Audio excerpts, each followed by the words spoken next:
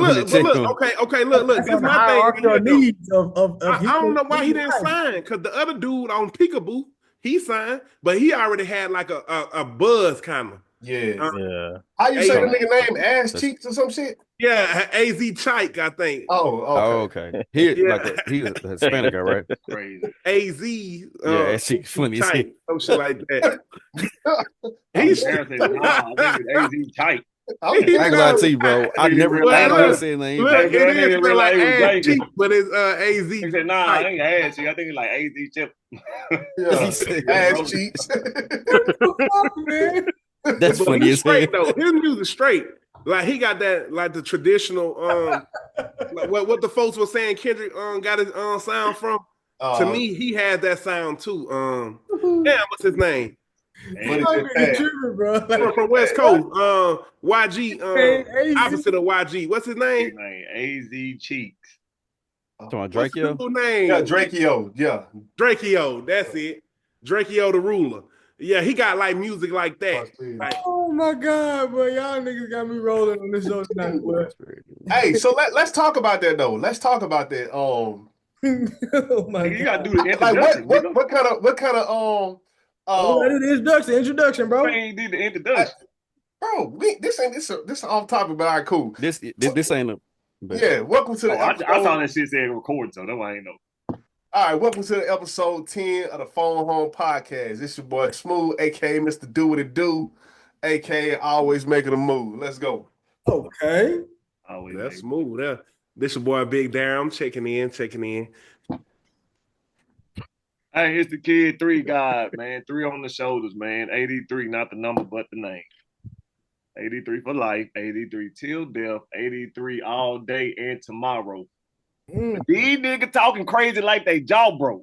There you go. Go ahead.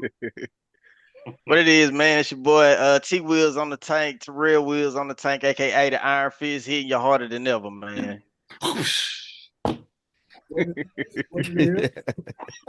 Knocked his ass out. Iron Fist, nigga. What's up, man? It's your boy Two Nova, Blue Nova. Who she know they call over, you feel me? Sip slow, sip a lot, you know. You know, it's two. Realest nigga in the room right now. Y'all boy coming with it for real. Wow, man, I'm gonna keep it simple, man. It's Jumaine, better known as Built, better known as Commission Cowboy. So, yes, sir. Happy to be here. Blessed to see episode 10. 10. Nigga say he gonna keep it simple too, cause he gonna compete with everybody. That's the damn. These niggas is on one today. Hey, I don't know, boy. I'm talking about hey, so I appreciate y'all rocking with us, man, for letting us get to episode 10 for real. Oh yeah, post like and post what they say, post like, comment, subscribe. Yeah, all that shit. Yeah, post like, comment, and subscribe. Right there. And Smooth gonna put the link right here. Start us off, Molly. All right, cool. So anyway, god damn, the Heat beat the fuck out them niggas. Hey, I was gonna say for something. Real? Hey, bro. 55. Right now, before you say something, stop this play-in crap. It's a waste of time. Yeah, I agree. It's a waste of time, bro. Y'all let niggas play in to give hope for no reason. I agree. I think the play-in, it depends on how far the play-in teams are from the 7-8 seed. What you mean? Well, it don't. What he's saying is like it we got to stop it. The 7-8 don't hold a Didn't them niggas get their ass whooped last year too? What? Hey, hold on now, Dink. Hold on. The Heat did go to the finals from a play-in seed. You talking about on the bubble though?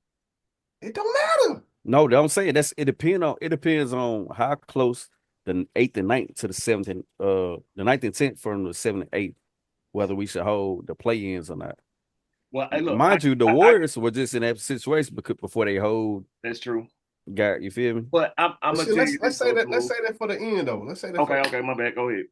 You Molly, you know what to do. Bro, you gotta stop with that shit, bro. Yeah, that's put that mute button on. You know what? Fuck it. So anyway, what you say? What you say now? This score here. This score. Put that nigga in timeout. Put that nigga on timeout. Hey, you know that's gonna kill a Dink too. Yeah. Fuck that nigga. Argue. Speaking of sports, Yeah, pardon the interruption. What you say? That's gonna kill D. That's a funny mess there. Hey, that's not part of the interruption, Bill. I mean, dude, that's what's the name of that shit? I forgot the name of that show. Hey, bro. Hey, I got something I want to ask y'all niggas, bro. Do you guys think 100 men? This is I was asking. You guys 100 men can take down one gorilla? Niggas just going against. That was the last question of the pod. I just thought of something randomly. Start from there, Smooth. I just thought of something randomly. Oh my goodness! I think he thought so randomly, down. like he didn't see the rundown of the shit. Anything off limit. Just like spears, just sporadically. I ain't read it, bro. Like spears, knives, arrows, it's bare hands. 100 men versus bare hands. Your bare hands, dog. I think 100 too much. The gorilla probably tried to go up a tree. Here this nigga two go. This nigga two. I agree. That's a good. Hey, that's a good answer too. A gorilla that gorilla going fall. Man, listen. Good. Hey, a gorilla, bro. A gorilla can swing. A gorilla can climb up on a tree and just start dropping down. The damn gorilla weighs 500 pounds. It's gonna kill 4 niggas when it land. They said a Bruin, like a silverback. You know what I'm saying? You know we silverbacks over here, but you know they say they 400. Because like, all right, let's say I'm a part of the 100 men. And as soon as I'm in the back, I see a nigga get demolished, damn gorilla pick him up and break him apart, and I'm gonna be like, bro, it's time for me to go. But look, that's the reason. That's the reason why you lose. That's the reason why you won't make it though. But look, we got 100 men. That's 330. They linemen. I see, but look though, defensive, offensive linemen. Yeah, but I'm taking an animal. Over 100 defensive 100 people is crazy. I personally think 100 people could do it. 100 Warren Saps. That's what I'm saying, though. I'm just thinking about the variety of niggas. I'm not thinking about no. Well, what's the nigga? Hold on. What's the nigga from Florida? Desmond. What's the nigga from Florida? Desmond. What's his name? Kimbo Slice. No, from Florida. It's a nigga like 460 pounds. Y'all ain't seen him? Hell no. I ain't gonna lie to you. He the tackle. Ain't no. Hey, first off, Florida Gators, a defensive tackle. Hey, now, yeah, 460 pounds. The heaviest man that got drafted. That's what you talking about. But I ain't gonna lie to you, bro. Oh, y'all know what you're talking about. If you talking about a dude that's 400 pounds versus a ripped out strong game gorilla, but a lineman though, a ripped out lineman. Nigga, gorilla is a ripped out lineman, quarterback, linebacker, defensive end. Like if we take 100 niggas for NFL, I think if you jump them, 100 NFL linemen, linebackers, and tackles, they will whoop them. Yeah, for sure. I think, but you got to jump. A lot of them is gonna die. For sure. Look, we don't like a gorilla is been in the jungle, bro. We don't even know what. Like half the niggas can't even fend for themselves. But see, my thing is these niggas got a different type of mentality right now. I think niggas gonna pick up rocks and bricks just like Debo. Niggas gonna get hit with bricks. No. All right, what I'm trying to tell you I don't think gorilla gonna go hand for hand combat though. These things are you ever heard of TTG? Nigga trained to go. These gorillas is like that. We ain't built like that, bro. We used to. These niggas are. But look, can we grab anything? That's my thing. Everything. We can grab anything, bro. We don't even possess the mentality to fight a gorilla, bro. You can't use weapon there. That's the point of it. Come on, man. I think that we in the wild everything goes. Because look, you got to think about it though. That nigga said in the wild everything goes. But look, think about it though. Because the But hold on, look at this though. You got to think about this. Gorillas habitat. Don't say so. You ain't saying we don't know nothing about the wild, bro. It's the reason why we evolved to be like I guess you could say the most conscious mammal or being on the planet right now, right? Because think about the Indians. Think about the cowboys. They used to hunt buffalo, all type of big-ass animals. But anything is off limits, we gonna win. But if just hands, I think we still a win. No, they had weapons, but they had weapons though. I think y'all lacking. But they had to think to get the weapon. That's what just I'm like just like humans, be like, damn, the fear factor. You don't think if a gorilla see 100 people swarm him, that fear going to increase. I think, mind you, if you locked in, you can't leave. What you are cool. Damn, these niggas down. What you gonna do? You can't escape this cage. You just gonna sit down in the corner and die. You gonna go hard? Like hell nah. You can do whatever you can to make it out. I think if you in the cage, a lot of people gonna be hurt though. But look, I'm gonna tell you if you can't leave unless the gorilla died, you can't leave. What you gonna do? There's gonna be somebody in 100 men that study gorillas and they know his fucking weak point. It's gonna be somewhere in his neck or somewhere. They're gonna be like, you hit a nigga here under his arm. I ain't gonna lie. I'd be damned if I'm one of them 100 men and I see a nigga on Chat GTP trying to figure out how to beat but you know what? I'll fight his ass. You gotta remember that what's a gorilla weak point? Man, that'll be me. I'm on that motherfucker like, nah, we finna get up out this bitch. You gotta take. I ain't gonna lie to you, Darren. You 6'7". You ain't gonna have time to be on Chat GPT. We gonna push you to the front. Gorilla going for you first. We put you in the front. Hold on, we're gonna have a chat. I go first, but we're gonna have a chat GPT first, man. Hey, cause I ain't going. Let me see your phone. I gotta take it to account though. Like people have got like mauled by chimpanzees. I looked it up earlier. Oh, what it say, Smooth? It said, they say we'll win. Nah, it didn't say we'll win. I looked it up too. What did you look up though? I got it right here. 100 men versus gorilla. Even ChatGPT was like, man, that's tough. You say, man, next question. Right.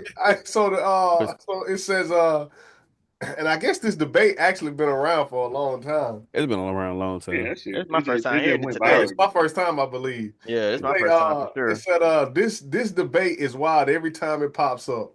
Honestly, a silverback gorilla is no joke.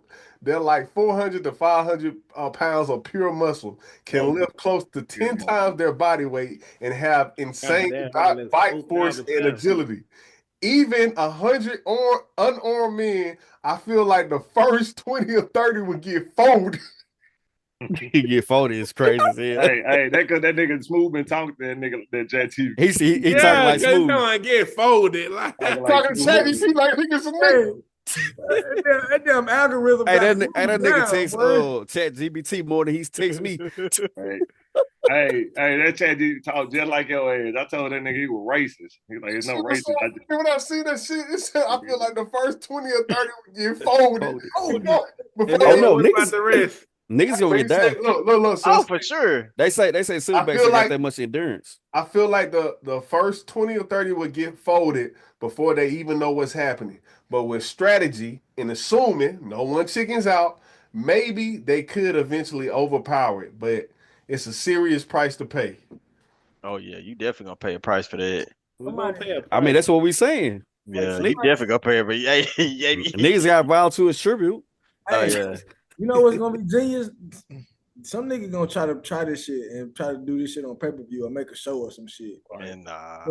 Hey, but I think that's they gonna have one of y'all just said. I think too, you said it.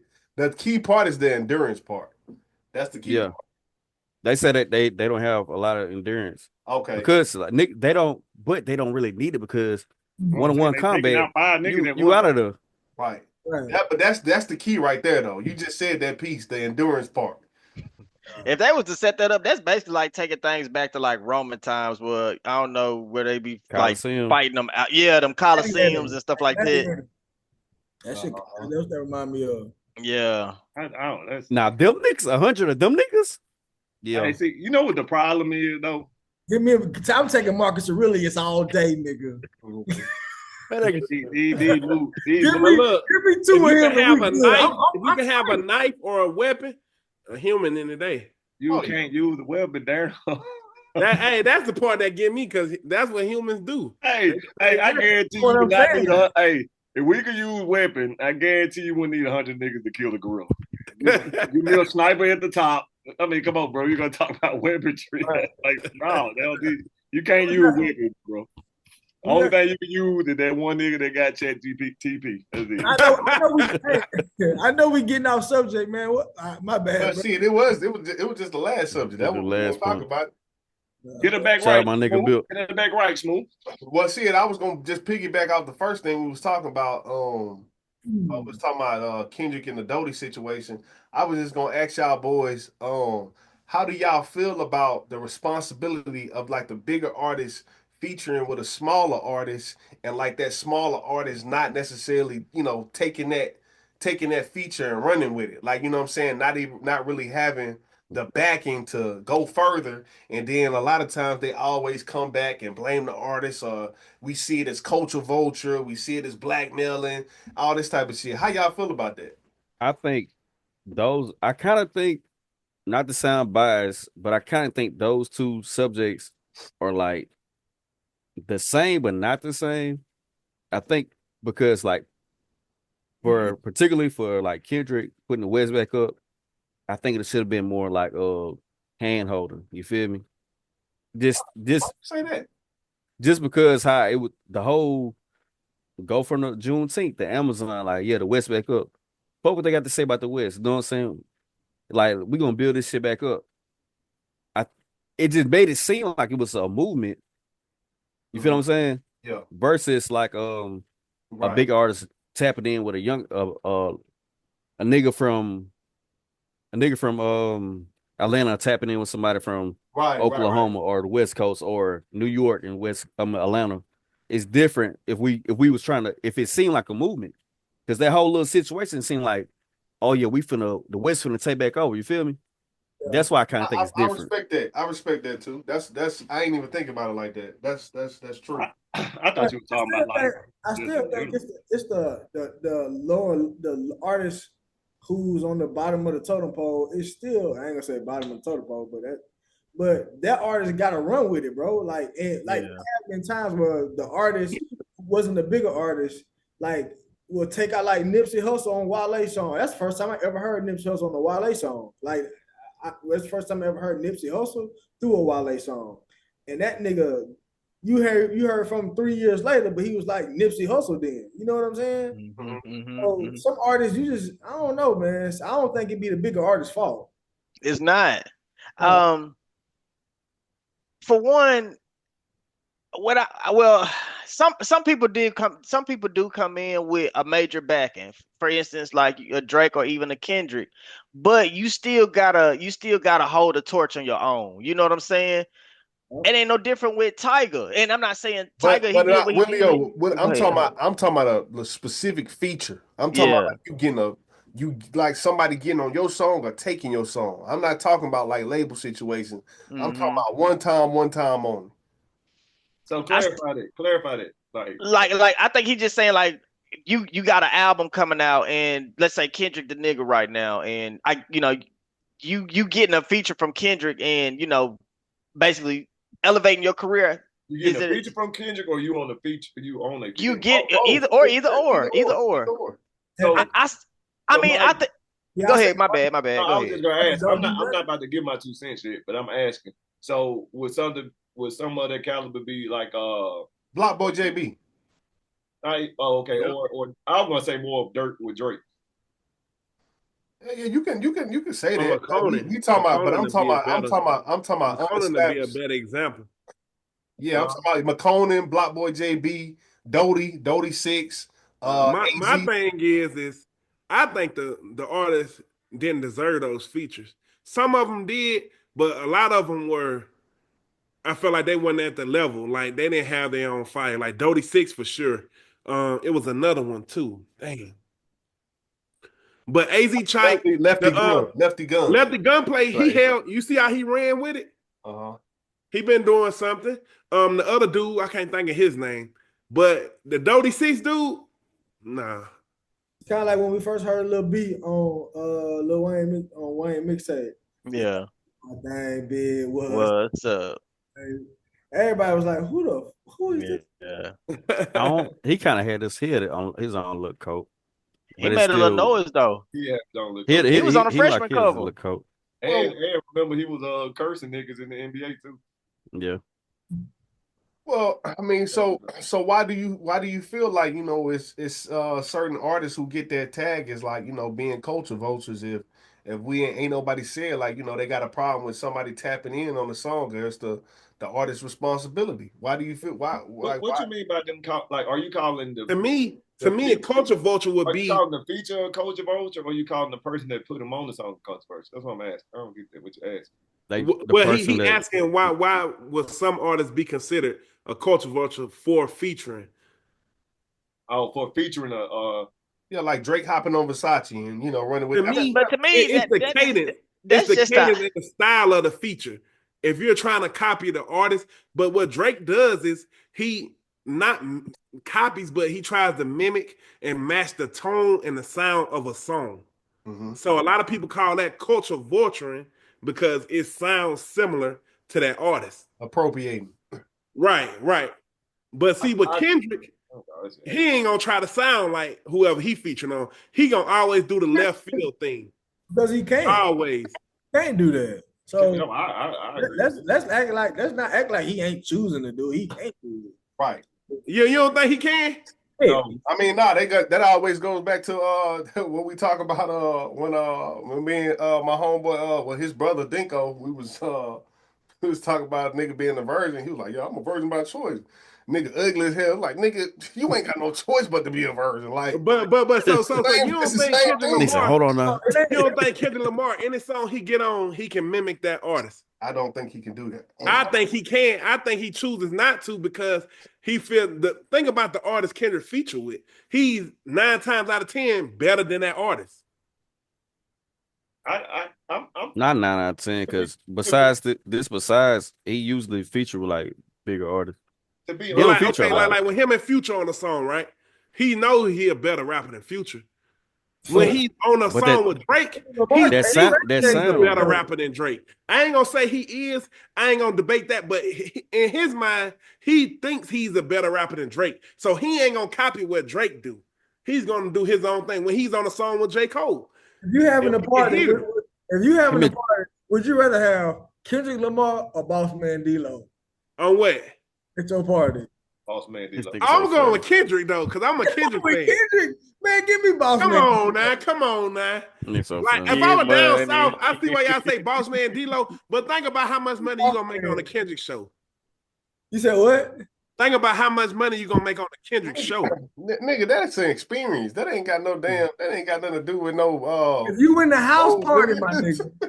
If you at the house party. Oh, you got D-Lo Brown for sure. You got swimming pool. You got Don't Kill My Vibe. You got ADHD. No, you got Mad City. It's not even a debate, dog. You said at a house party. I mean, if we're being honest, I'm not even playing Drake. Like, what are we talking about? Imagine D-Lo Brown showing up at one of the house parties back in Hattiesburg. Man, bro. D-Lo is cool, but I ain't picking him over no Kendrick. Crazy. I might play Versace, something that Drake featured on, but I'm not playing swimming pools in the house. I'm not finna just go through a whole Drake. I played swimming pools. I'm not gonna lie now. That's what I'm saying. I done played swimming pools. I done played ADHD. I'm saying like when it first came out. Y'all must have read a book or something before the party. No, but see, this is college. This back in 2012. I've seen girls turn up. You probably when that shit came out. I done played Poetic Justice in house parties. Yeah, I definitely seen it. And this one, I'm saying you probably played it when it first came out. You probably played it when it first came out. Hold on. All right, so listen to this. All right, you can play some Kendrick song, but you're not going through a catalog of Kendrick songs. Track list is not Kendrick. I'm going through 5 good Kendrick songs in a party. Hell no. Bro, in my college days, I'm telling you, we used to rock them bitches. And then, hold on. You remember that song with him and A$AP Rocky?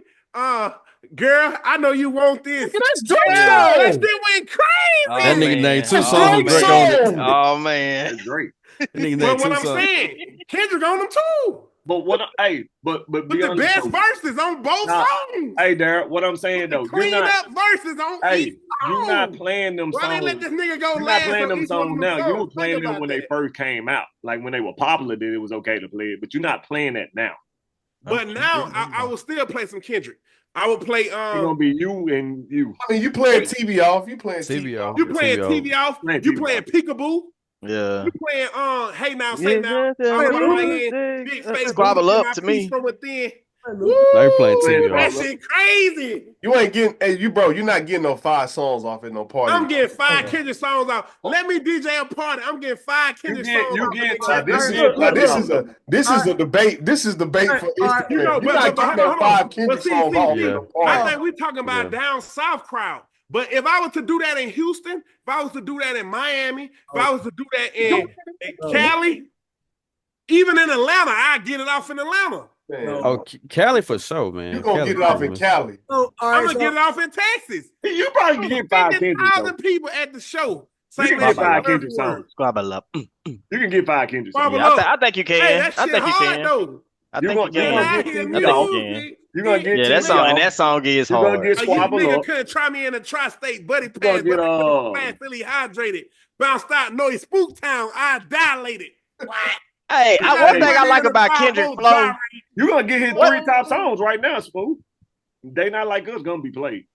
I mean, I'm not disagreeing with that. That gonna be played. Oh my goodness. I ain't even bring that up. Hold on, though. We talking about a house party. We not talking about a concert. No, They Not Like Us gonna be played at a house party. Different. Hold on. That's part of different. What I'm gonna do as a DJ is I'm gonna play Mo Chicken on your ass.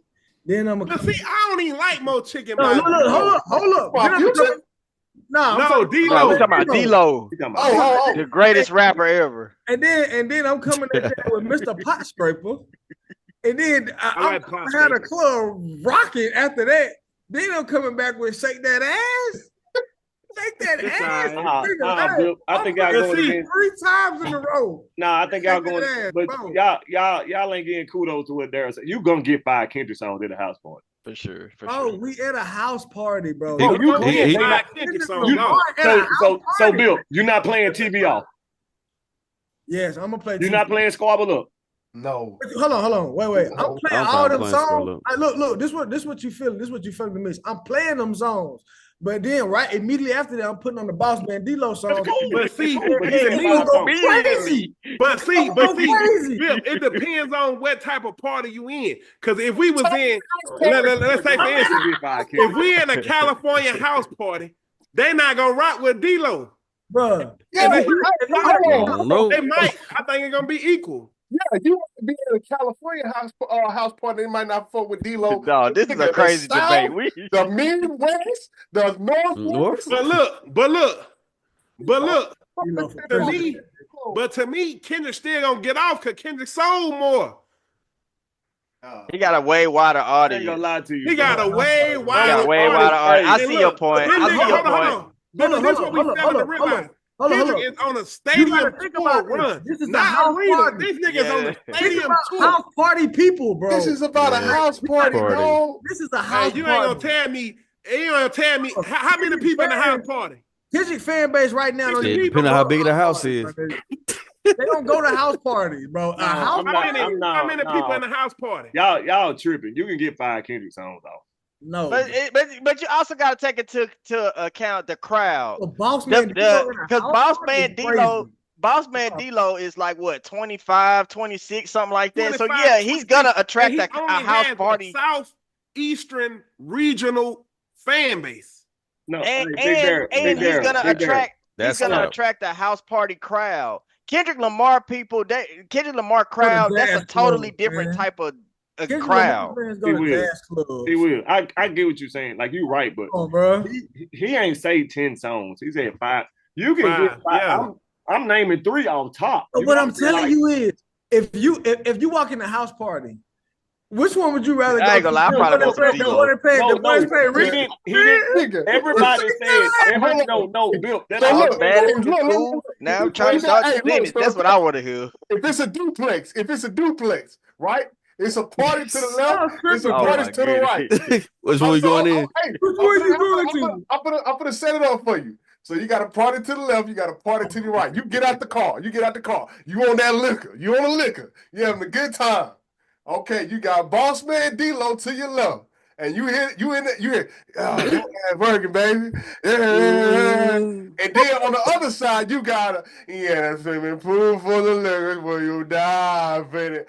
You got to turn the TV off. You got, hey, now, say now. No. I'm going to the Kenny party. No, there. I'm going to the left. Y'all fucking it over. Left eye, nigga. No, y'all fucking it over. Ain't nobody say he said. If the question is like at the beginning, which one? Then you get 5 songs. Hold on, there. You said which one I'd rather go to. I'm going to Boss Man D-Lo. But the nigga said you can get 5 Kendrick Lamar songs. If you going to Boss Man D-Lo, that's all. That's all. You get 5. But see, me, I don't like Boss Man D-Lo. No, wait. And mind you, we talking about in a set. I don't like D-Lo. In a row? No, you get them off in no, not in a row. You don't like Mr. Pop? You ain't gonna play 5 D-Lo songs in a row. Shit. King. Hell nah. I'm telling you, at a house party, you gonna shake that ass 5 times in a row, and it's gonna slap. Hell nah. Hell nah. Hey, look there, you tripping now. If I'm on some liquor, I'm having a good time, and this the D-Lo can't even sell 30,000 copies. It do. Man, that's wild business, I ain't gonna lie. I want to hear some Boss Man though. I ain't gonna lie. Look, but see, this is what I'm trying if to say. I'm in college, I want to hear some Boss Man. This is what I'm saying. We are talking about a southeastern house numbers party. Matter now, if we was in Miami, right? Numbers matter now. All that shit, right? That is true too. Good point. I'm just telling you, Florida, nigga. What y'all talking about? They gonna play all that shit though. No, I'm just telling you, bro. If I'm 25 years old, look, that's like me saying Kodak Black, playing Kodak Black. Nah, Kodak Black, he ain't fucking with Boss Man D-Lo neither. Man, Kodak Black killing Boss Man D-Lo. Bro, we're not talking about being an art. We're talking about a house. You talking about a house? I'm gonna play more Kodak Black songs than I'm gonna play Boss Man D-Lo. Hey, I'm not trying to hear no tunnel. Not right now, bro.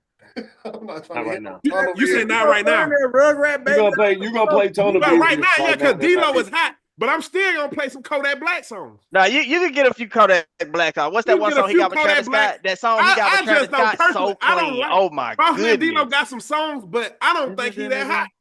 I think he make the same song 30 times. You know what I'm talking about? Make the same song 30 times. We say, Bill.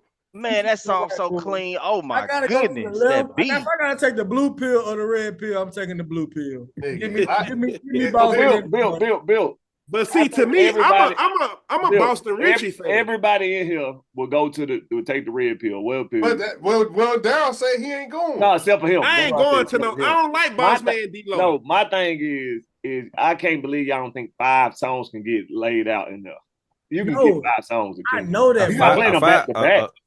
I know that because I'm not gonna lie. You can introduce swimming pool just from drinking. But what I'm saying is, I feel you, and that's a good song. But those are the starters leading up to the Boss Man. That's what I'm saying. I can get it. I think it depends on what you're looking for when you go into a party. Look, it's the crowd. That's what I'm if you're looking for some, that's what I'm telling you. It don't matter what. I don't want to be in no party where it'll matter the set. You're not getting 3 songs. You're not getting 3. If you're looking for if you going to a party for some ladies and whatever, if you're looking for some sophisticated women or whatever, if you in that stage of life, I'm going to. We gotta stop that shit too. I'm telling you, but this is what it is, though. What y'all gotta listen to what I'm saying. We talking about a lounge. We talking about a lounge. We talking about a house party. That's what I'm talking about. You talking about a lounge. You talking about a 30-year-old lounge. That's what Kendrick. That's the type of music almost. I'm not saying, but he's not. I'm saying that I ain't trying to not listen. I'm saying like. That ain't making that this discretion ain't no reason. They just saying a house party. And I'm saying this is what I'm saying. And look, if you go can get 5 Kendrick you gonna have a bunch of Erykah Badu's, a bunch of Janae Aikos, all that shit in the party. That's what I'm saying. That's what you said. Depending on what you're looking for. Bill, that's why I said depending on what you're looking for. This nigga tripping. I'm coming over there. That's what you finna have in the party. Smooth, you know that. No. Look on your wall, Smooth. Look on your wall. Look behind and look to this right. That's what you finna have in that party. But that's what I'm telling you, bro. On that night, they not gonna be on that. You don't want that. Nah, Pretty girls love trap music, man. I don't know. That's Look, real. That drink. Hey, Big Off that Darryl. drink. Big Darryl. Hey, All right, hold on. Let me ask you this. She is the biggest side bitch in the industry. This nigga said Erykah Badu at that house party. Erykah Badu, like Braxton. Think about Erykah Badu. Erykah Badu. Think about let me tell you how I know. SZA. They high standards, but they still get out with the get out. Oh, you just talking about them being That's what I'm telling you. They not gonna be on that Kendrick Kendrick shit. Because no, look, that's the type women gonna be at a Kendrick party. party. First night out in like 4 months. They gonna see one party on the right with Kendrick. I wonder when and they gonna go in that bitch and be getting drunk, or and you I'm be on that bitch singing this right here. I'm be like, what Drake say? If I was in that thing, they don't even have strobe lights at the Kendrick Lamar concert. You go to the left, you see the strobe lights flickering. You see little mist coming out of Boss D-Lo party. Man, they ain't doing that for Kendrick. Man, you gotta take a shot before you come in. Right, you gotta take a shot. I take a shot for you. I don't know, man. That's a good little vibe. I think I'll probably. Hey, Smooth. That shit funny. That shit funny. What's up, it's bro? a different style party. Hey, yeah, Smooth. That's what I was getting at. It's a different style party. Bro, if you're looking for a sophisticated, if you nigga said house party. When you think of a house party, man, if it's a house party, it's D-Lo Brown. No question. Back in the day, let me tell you D-Lo Brown. when I was in college. Let ASAP Rocky. Let them get We this used to point play out. that ASAP Rocky on Long Live ASAP. We used to play that Pusha T with Kevin Gates. No, you're not. Remember that? The Pusha T and Kevin Gates song he had back in the day? No, ain't nobody going to listen no Pusha T, dog. I'm telling you, no, Pusha T and Kevin Gates. That's ain't nobody going to a house party listen to no Pusha T, damn. Man, y'all heard that song. Trust you with my went to a college, man. Trust you with, yeah. Hey, Darryl, I will fuck you, but when you saying playing Erykah Badu and not Pusha T. No, not Erykah Badu. Not Erykah Badu. I rather listen to Erykah Badu than Pusha T at a house party. Come on, hold on. That's how you close the night off there. Hey, y'all never heard that song, Trust You? Trust you with my drugs. Trust you with my drugs. Trust you with my money. Girls, I trust you with my drugs. Yeah. Trust you with my money, girl. Y'all don't remember that? No, I remember that bitch not being played at a house party. Not one. No, I'm saying that shit was hot. No, that shit was cold. Whose song is that? That's Pusha T. And Pusha T. Pusha T and Kevin Gates. This right here. You can't. Y'all remember that shit? You can't find on no streaming service. Bro, yeah, man, that's crazy. Right here, this song right here. Okay. You're not playing Pusha T at the house party. But no, you would play that one song. I agree. I would not play no Pusha T song in the house, but I would play that one song because Kevin Gates made that one song. What I'm saying though, That's funny as hell. What we got to stop doing though is stop like bring Cassidy in there and some old niggas. But think about it. You would play Cassie. It don't get no better. No, the singer Cassie. My drink and my two-step. Hey. Y'all got a certain type of crowd, man. I ain't trying to crowd. All that I gather for this. I don't want to go y'all don't remember that song? Smooth. Can you play that song? Just play a snippet of that song. I'm not trying to do your job. Smooth. Chill out, bro. Get your shit off, D. What you gotta say? No, just play a snippet of that song. No way we still on this subject. Either a nigga just said they would play Pusha fucking T at a house. This is a funny subject, bro. Smooth. It really is. Anyway, play your audio, Smooth, and play that song for me, Smooth. I'm a Ludacris fan. Ain't nobody playing Ludacris. All right, hold on. So this is what I'm gonna do. I'm gonna play the song, but I'm gonna just play 30 seconds, and we can cut that part. But look, no, it ain't even gonna get copyrighted because it ain't on no streaming service. Okay. That's like it kicked out trying to prove a point. There ain't no point. I just want y'all heard this song. They don't even think it's worthy enough to be played. Nigga can't even play. Y'all niggas do it. Hold on, share your audio. Share your screen and share your audio so they'll play for us. They gonna think it's our shit. They gonna think we won't. Smooth, share your screen and share audio. Click share audio. Trying to do promotion for our shit on our podcast. You two like, who the fuck is that? What I'm telling y'all, all y'all heard this song. I can't believe that. Okay, look. And you click share audio. Hold on.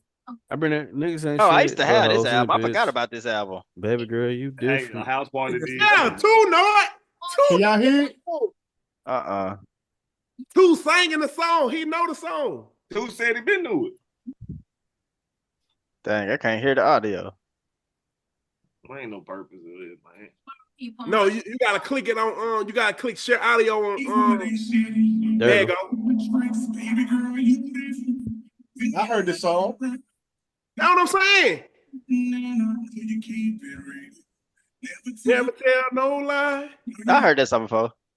If it's on us, I just might trust you with my trust. That's what I'm saying. But back in 2012, I've never heard that song played at a house party. Back in 2012, I heard it. Yeah. That's what I'm saying. It sounds funny because I'm saying Pusha T, but yeah, it really do. It's funny because you keep pushing that point. I don't know if I ever heard of House Party. I remember that. Thought as trust me, whoever fuck with you. Yeah, I remember that song. Yeah, if I'm going to a house party, I want to hear D-Lo Brown, probably some Jello. You know, I might swerve in that corner, woo, but, something like that. I ain't gonna lie to you. In today's era, the closest Pusha T song you're gonna listen to in the house party, but still ain't gonna get played, is "Move That Dope." That's the only thing you're gonna get. That's hard though. I used to play the fuck. I thought that was Future song. Whipping that dope, whipping and sipping in hand, turning my wrist to a lamb. That's Future song though. Come out the boat, keeping it soft like a meat.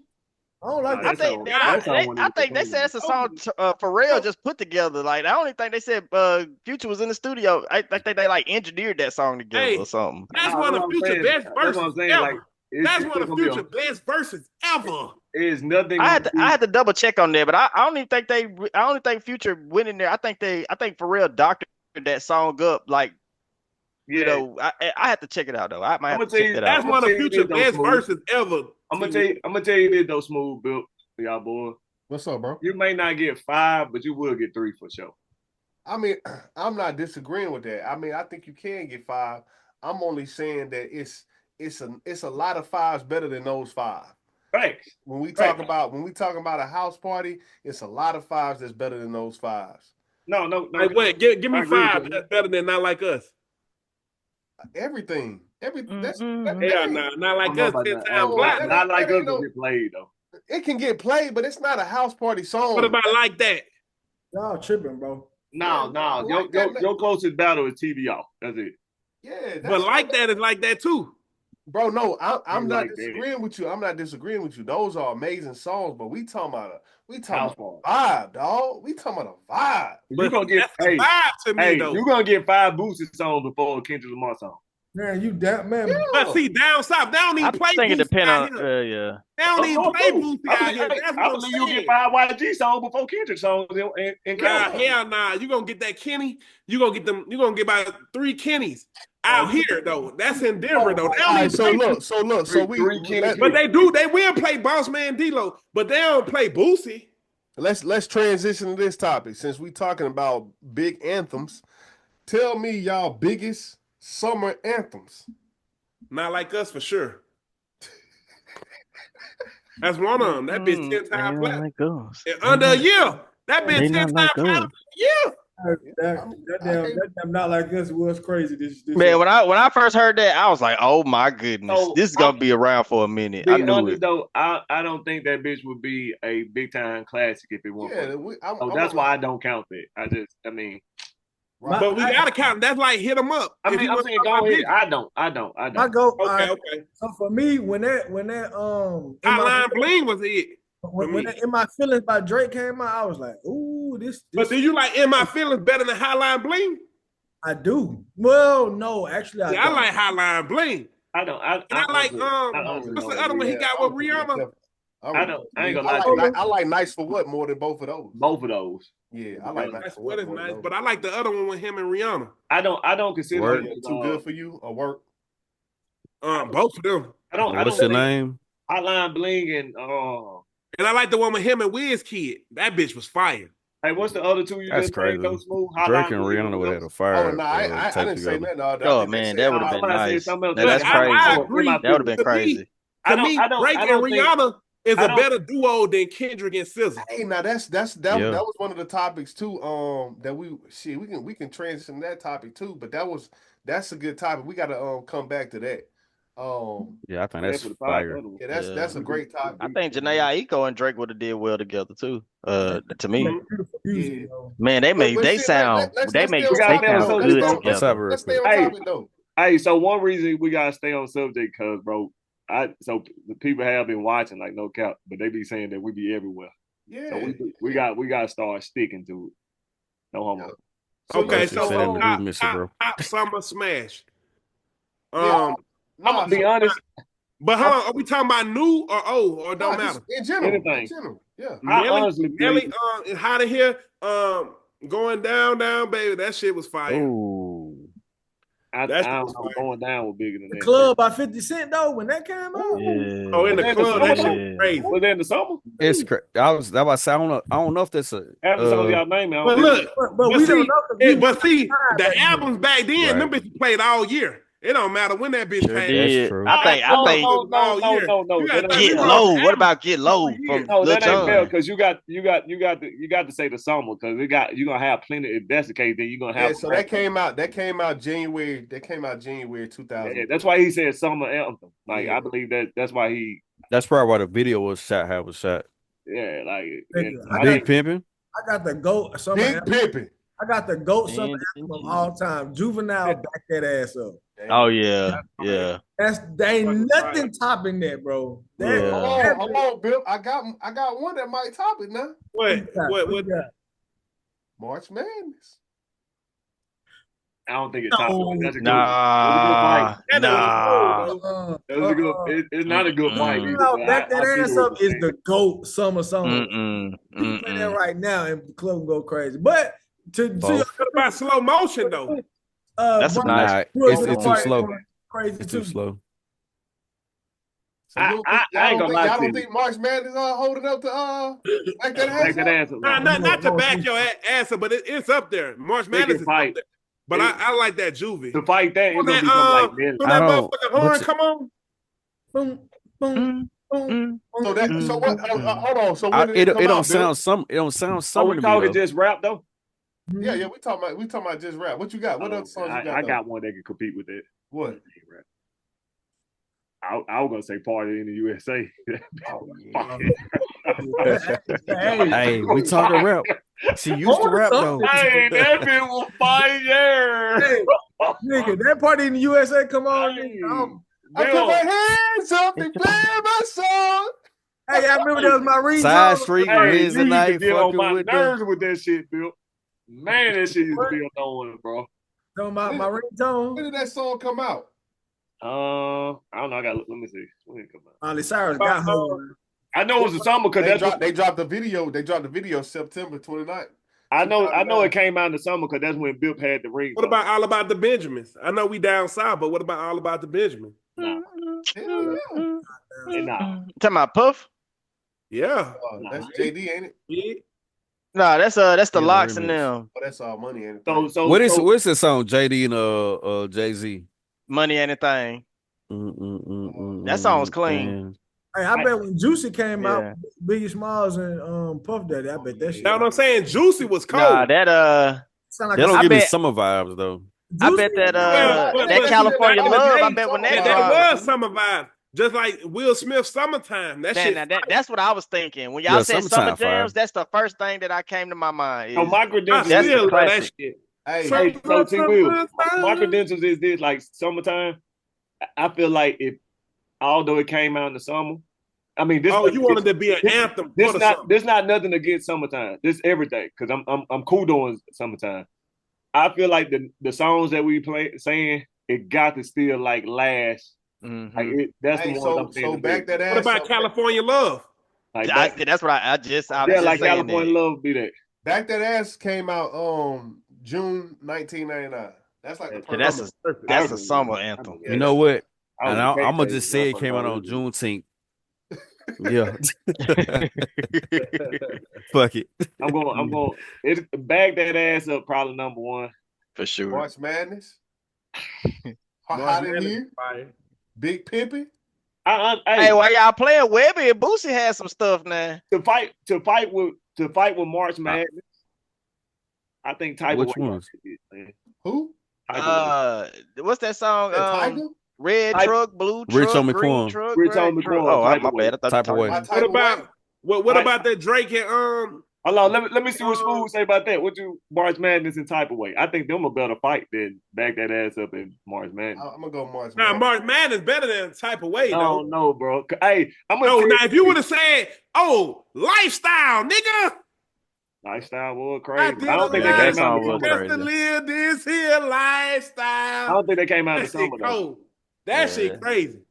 I don't Yeah, think that was outside or in the street or something. that was that and was then crazy, but I don't think that was the Young summer. Thug was so new back then too. You know what I'm saying? That type of way was Where that drop It was Smooth? different. That That's type what- of way was crazy. That's when like niggas like, damn, what's next for Rich Homie? Fact. I think that's still going harder. 2 or 3, still going But harder then, too. hold on, that's what he came out with, lifestyle and shit, right? Nah. Yeah, he was doing his own thing. Then the They mixtape. came out in the summer. Yeah, Yeah. Type of way came out in the summer. No, Because I think, Lifestyle came out in the summer. mind you, my type of way wasn't even on that See, mixtape. Type of Way was cool, but it wasn't bigger than Type of lifestyle. way wasn't on Lifestyle the- came out June 5th, 2014. You know about who was Saint- supposed to be? You know who was supposed to be in the remix to? I remember that because I was saying Drake Type fuck Way? that. Drake was supposed to do that shit, but he chose Drake was Versace. supposed to be on that. Oh, for real? He supposed He to be on said- lifestyle. He chose No, Versace. Type of way. He said he wish he would have did both. Yeah, he chose Versace. Hold on, did what? Type Which of one Way. he chose? Versace. Versace. He supposed to be on Type of Way and Versace. Why did he have to choose? What He about? said, I don't know. He just back then. He just Hold on. put one on. What about Bad and Bougie? That was a good one.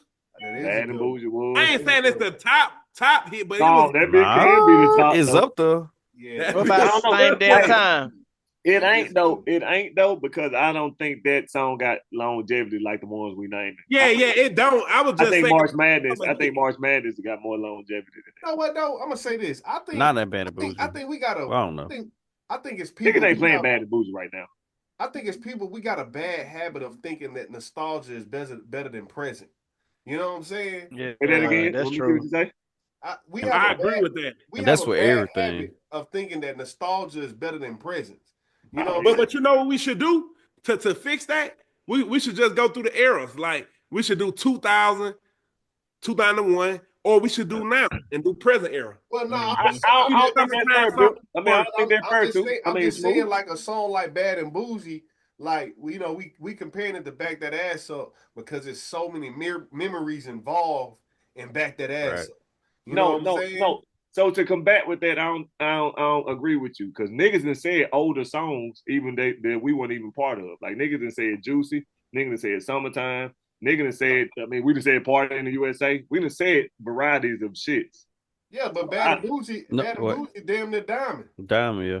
Yeah, It- but it- we also mentioned a type of way. Like that. But was I'm saying, no, same time what I'm everybody saying, was in college. I think, I think, I know I that, think, but I'm talking about what you said about nostalgia and stuff like that. I Was think- around, I it think wasn't when you around the can't- same time, but it's in there. I think when you can't decide like which one you lean Go to to your memory. nostalgia. Yeah, Mhm. I believe Yeah, that. that's That's a it. good point. And I then believe that. That's the why I trump say- card. That's the big deuce. I believe that. Right. Yeah. And the Your best experience thing to gonna do be- is just say for that era. So for like 2017, we know it was Bad and Bougie. Wasn't no song out of the Nah, net. well, no song I doing bad. Coming Right, after and I a think that huge kinda year goes- of 2016, a rap. 2016 was a huge year in rap. It's Yeah, to yeah, come yeah. back. Say, how can I make it in 2017 to come out with that? That's Like, that's another good topic too. The best year in rap too. I'm gonna put that in the. Notes. Yeah.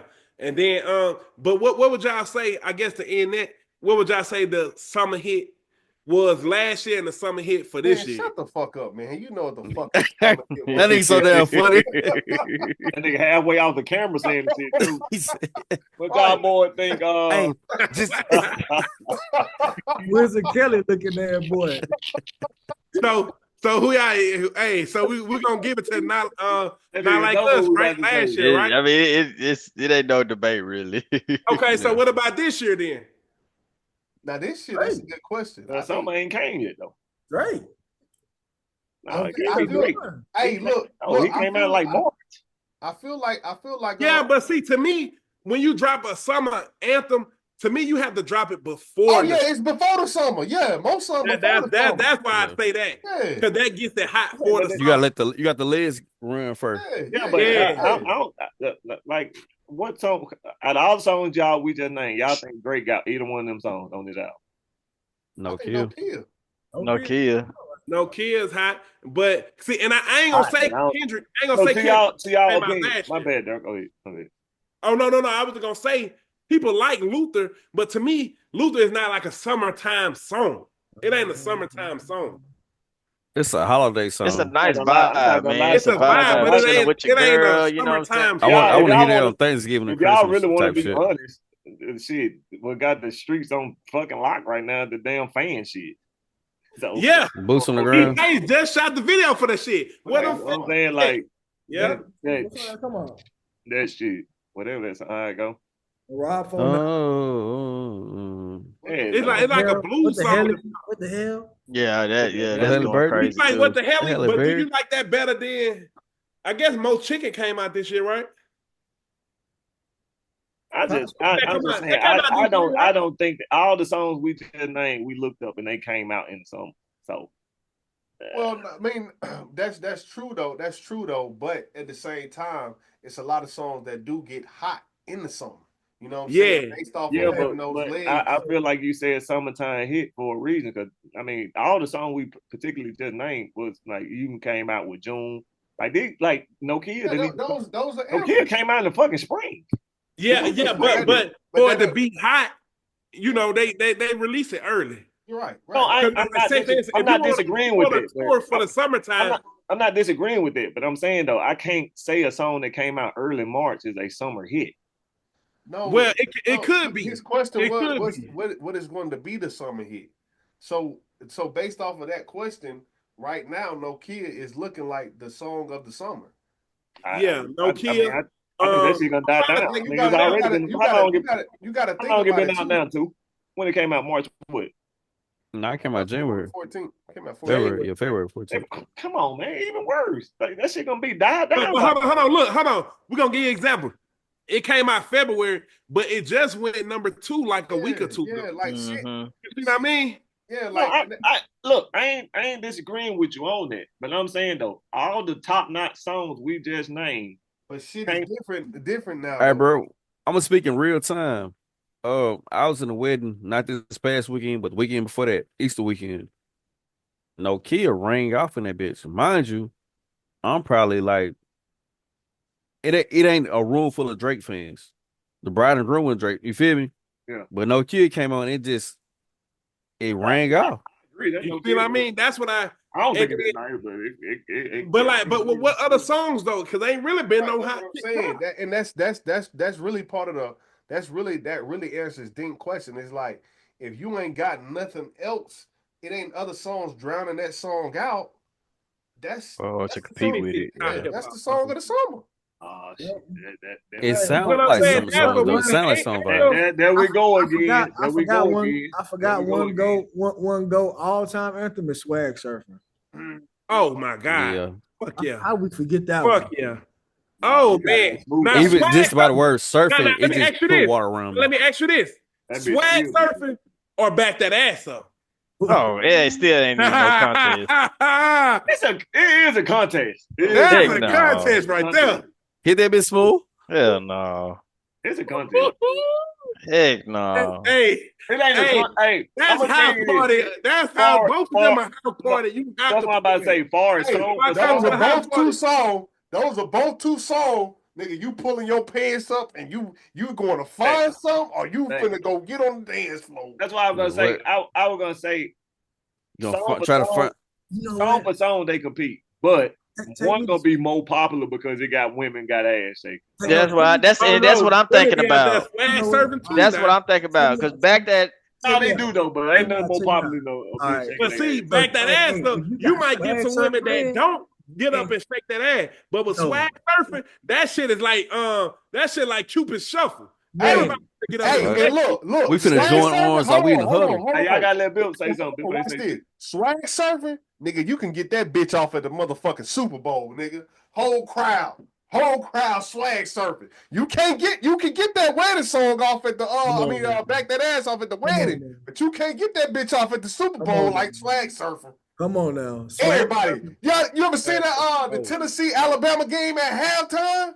Some motherfuckers just be running back and forth. Bill went crazy with that one. God, I personally Me and some of my homeboys, they was talking about the biggest song in Atlanta. And of course, Atlanta niggas got their choices of biggest song. But I'm like, bro, there's literally I feel like swag surfing, if you talk about like a song that can be played at a wedding, a song that can be played at a game, a song that can be played at the house party, a song that just can be played at the park, swag surf the casket, graduation. There's no song better than swag surfing. And it's so crazy because I don't even think that shit is platinum. What? Damn. Neither one probably. Hey, that bitch diamond in the hood. That bitch diamond in the street. That bitch diamond in the streets. Hey, listen. Y'all might not fuck with this one. Y'all may not fuck with this one. Keep it, bro. Triple I can't keep it because I think it's fair. Let me know. Tell me something, Dink. Tell me something. Fair. Crank that guy be in that bitch. Crank that. Yeah. Crank that guy. Talking about Soulja Boy? Yeah. Crank that is crazy. It ain't better than swag surfing. No, I'm saying. Them was the I ain't top. gonna say that, but that bitch is up there. That bitch is up there. You got to think 07. And still playing. Hey, that Welcome to My City was nice too. It didn't reach the same heights, but it was nice. What the hell? It don't have the longevity that swag surfing, but that bitch, when that bitch dropped, Welcome to my city. Crank that up. Nah, you don't think that song was clean? Welcome to my city. I'm just saying, like, we ain't. That's your Wale and Drake shit to me. Again. That song was clean to me. That was a song. That was a nice anthem. We was playing that at Panama. What y'all talk about? Welcome to my it just city. came out. Nah, it was Just like that KO by 2 Chainz and Big Sean. Yeah, man, that song was clean. It just in that time it was so. Yeah, I get what you're saying. It was great for the time. Just like Turn My Swag On. That bit was nasty, but I can't. And mind you, Crank That was a good one. That's a wait, but mind you, Crank That hit harder than both of the other songs, probably in the time frame. Right. But as time has passed, got more notoriety. You right. But as time passed, they still around more. Moving though. Yeah. It's a whole dance song. The other song just made you dance for real. Yeah, that's facts. But swag surf so simple. You just do this. Point too. That song. Crank That probably hit harder. I agree. At its time. That shit did 30 million copies, I think. How many sold? Hey, and my nigga. I think 30 million. Hey, and my nigga kept one song going for the long. Or Diamond. I don't know. My nigga kept one. Crank That probably Diamond. Oh, it gotta be. Hey, Bill, one of them. Hey, my nigga kept one of them songs going for a minute too. Which one? Let me know. Oh yeah, that's true. That's true, bro. Yeah, because they were playing his verse at the club instead of the original song. What song? Come on, bro. Next up. Don't nobody hate Wayne, bro. Ain't no Wayne tonight. You heard me? And he's selling 115 copies. Nobody hates Wayne, though, bro. All right, cool. So we gonna divert. I think I like this topic a little bit better since we kind of touched on it early. We gonna leave the other topic alone. All right. So who do y'all feel like the best rapper R&B singer duo is? Chris Brown. Chris Brown with who though? Chris Brown and who? Just Chris Brown. Oh, Chris Brown rap and sing. He got it. Oh, I thought you said who do both. Chris Brown. Oh, we talking about artists. We talking about artists like a rapper. That's how great he is. Chris Brown featuring Chris Brown. I know we just moved on, but Crank That is 4 times platinum, bro. 4 times. Yep. 4 times platinum. That's crazy. That's crazy. Saying I don't think that's nothing to sleep on because niggas. It's not nothing to sleep on. I don't disagree. I thought a bit more than that though. I know we need to go back, but I just wanted to say that that's crazy though. Appreciate Bill putting a little dap on my point. Analytical build. Okay, who y'all got duo? I'm gonna give y'all some options then. All right, bet. Give us some options. Who y'all got? Young Thug and Chris Brown. Fuck no. Okay. All right, Young Thug and Chris Brown. That album is hard. What about Tiger and Chris Brown? No. You remember that when that came out? Fan of a fan. Yeah. It was Deuces hard. Okay, what about Ludacris and Usher? No. Beyonce. How about Ludacris, Lil Jon, and Usher? That was nice when they get together. Look, that's what they saying too. You're gonna have to be whole. They just saying like lovers and friends. Jay-Z got and she don't know. I'm with you, Bill. That's why I said fuck no. I think it's Jay-Z easy. and Beyonce. Yeah, I thought that shit is. Jay-Z and Beyonce, they ain't even got them in here.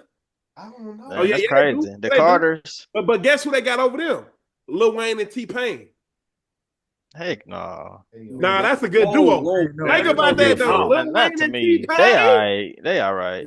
That Got Money. That was okay. It was just, it was commercial to me. Got Money. But what about I'm So Hood? Can't Believe It? Yeah, but them not just them. That's not them. That's not really not duo. They count those two. They on the same song though. I can't count that. Well, that's what Complex is counting. And then we got J. Cole and Miguel. Yeah, they got a couple. All I Want Is You, Power Trip. That Power Trip is nice. That's real nice. That shit cold, man. But I'm saying we just talk about that. Are we talking about we gonna include the people we just talked about earlier or no? Well, I mean, we only mentioned a couple of them, so I mean, Drake and Rihanna, Drake and Rihanna, Kendrick Lamar and SZA. Yeah. I think Janae Aiko and Drake are I think they clean them up. So out of everybody, who do y'all think would be number one? Speak up, Bill. I said Future and Rihanna. That's a crazy duo too. Future and Rihanna is nice. They love. Future Sierra, they had some nice. But Future in the Weekend is even better. Ludacris and Sierra had some nice shit. That's what I thought somebody was gonna say. Ludacris instead of Ludacris and Usher. Ludacris and Usher. Sierra had some nice shit. Yeah, I agree. But now, let me ask you this: who y'all think would be number one? Drake and Rihanna. I'm going to Beyonce. I think. All right, so here's my top three. My top three is I got Drake and Rihanna. I got Beyonce and Jay-Z, Ashanti and Ja Rule. That's number one. Ashanti and Ja Rule is number one. That was my looking up, bro. On Complex. That's number one on Complex. Kendrick and SZA don't count, bro. I know everybody. To me, SZA and Kendrick, they cool. I don't like them together. I don't like they duos. Right. I don't like they songs that they make. Yeah, it's like I don't like the style Kendrick songs. Yeah, it's like before this year, they features used to be well, not before this year, but before GNX, they were cool. But now all of a sudden, it's like All of the Stars is boring to me. Yeah. All the Stars ain't really. It sound like it's for a soundtrack. To me, I don't like the sound of it. To me, that's Gloria is a good topic, but I don't like the song. Man, I don't like their sound that they go today, dog. You're speaking some real shit today. I don't like their sound when they're together. Like Kendrick and Rihanna have the better sound. Really on sleep or his screen fucked up? No, I'm looking now. I was trying to look up duos. It's a little both, dog. I was on my phone looking up duos. Look up Complex. Complex is who did it. Yeah, but I don't understand how Kendrick and SZA in this conversation. I don't see how they. I just brought them up because it was recent. No. But that's where the conversation started. That's where the conversation started. Because I seen the fucking post and they had Kendrick and SZA number one or number two. They had them number two. But that 30 for 30, I don't see a 30 for 30 warrants in this. 30 for 30 is their best. But to me, I don't like when people redo other songs. To me, that's fucking throw some D's on that bitch. Every time I hear that, throw some D's on that. Yeah, I think that's. I ain't get the purpose of that on that song. I ain't get the purpose of throw D's. That's crazy to me. Like, why just leave that song alone? That's what I'm saying. Or tied in. It just I don't know. Yeah, it ain't. It's a good song. 30 for 30 is cool, but it ain't fucking with throw some D's on that bitch. Right. And then the remix when they had Wayne. That's another summer anthem. Throw some D's on. Whoa. My boy Wayne wasn't on no remix with nobody but him. You know what I'm saying? But they made a mega mix with it all. Looking slicker than the lane that you're bowling on. If I ain't tell you I'm the truth, then they told you wrong. Bitch, I'm bubbling like soda phone in a styrofoam. Cup. If I got my styrofoam, it's my that's my car. Yup. Oh my God. I'd have muted that nigga. He don't even know. He's still going crazy. That nigga loud on mute. That nigga point go crazy on mute. That remix was crazy. I ain't gonna lie to you. Oh my goodness. I think Andre 3000 verse was better than Wayne. If he hit this nigga, bro, he still. Hey, Andre 3000 killed everything.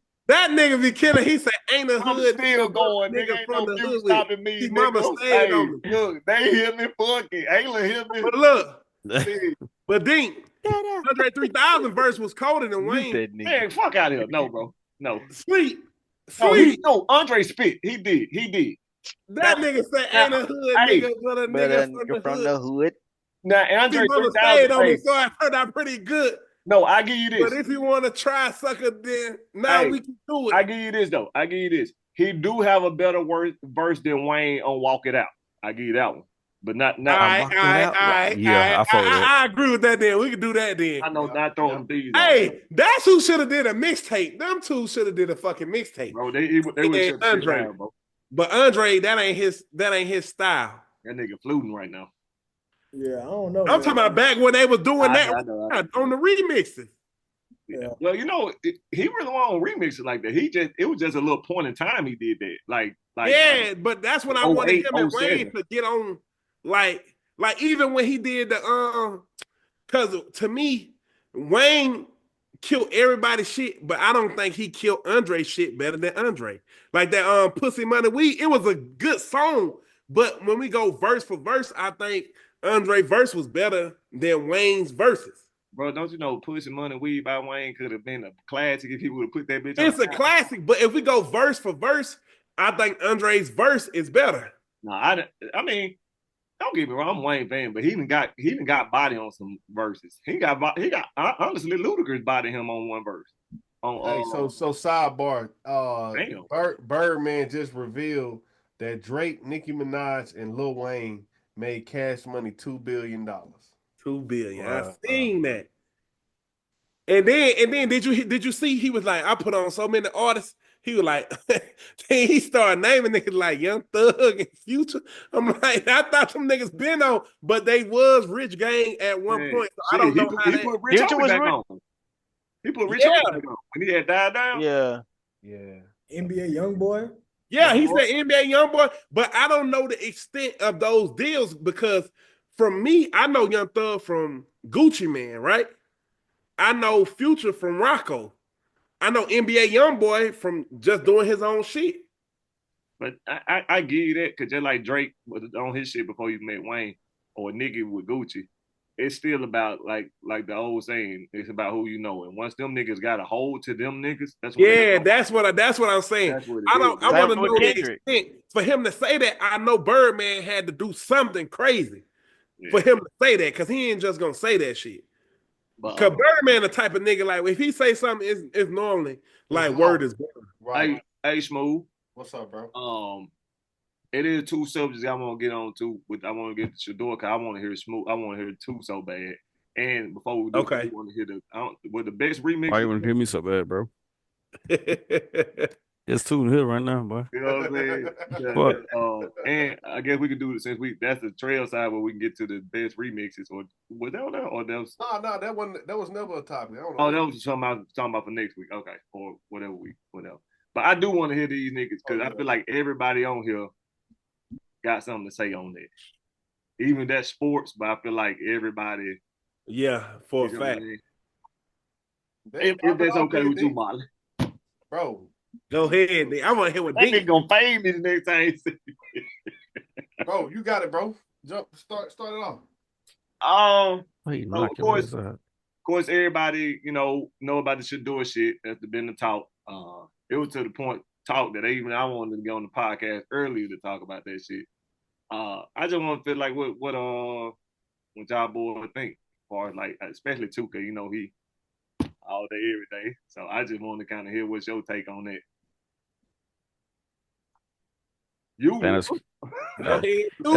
Oh shit, what's up, man? I think we outside in real time, bro. Oh my bad. Hey, and two, let's give everybody what you want me to do, like 2 minutes, two Smooth. I feel like everybody got something. I'm listening. What you mean? Talk about it. We got about the Shedeur. Yeah, we got about 30, 40 minutes. So shit. Okay, go ahead. I think it was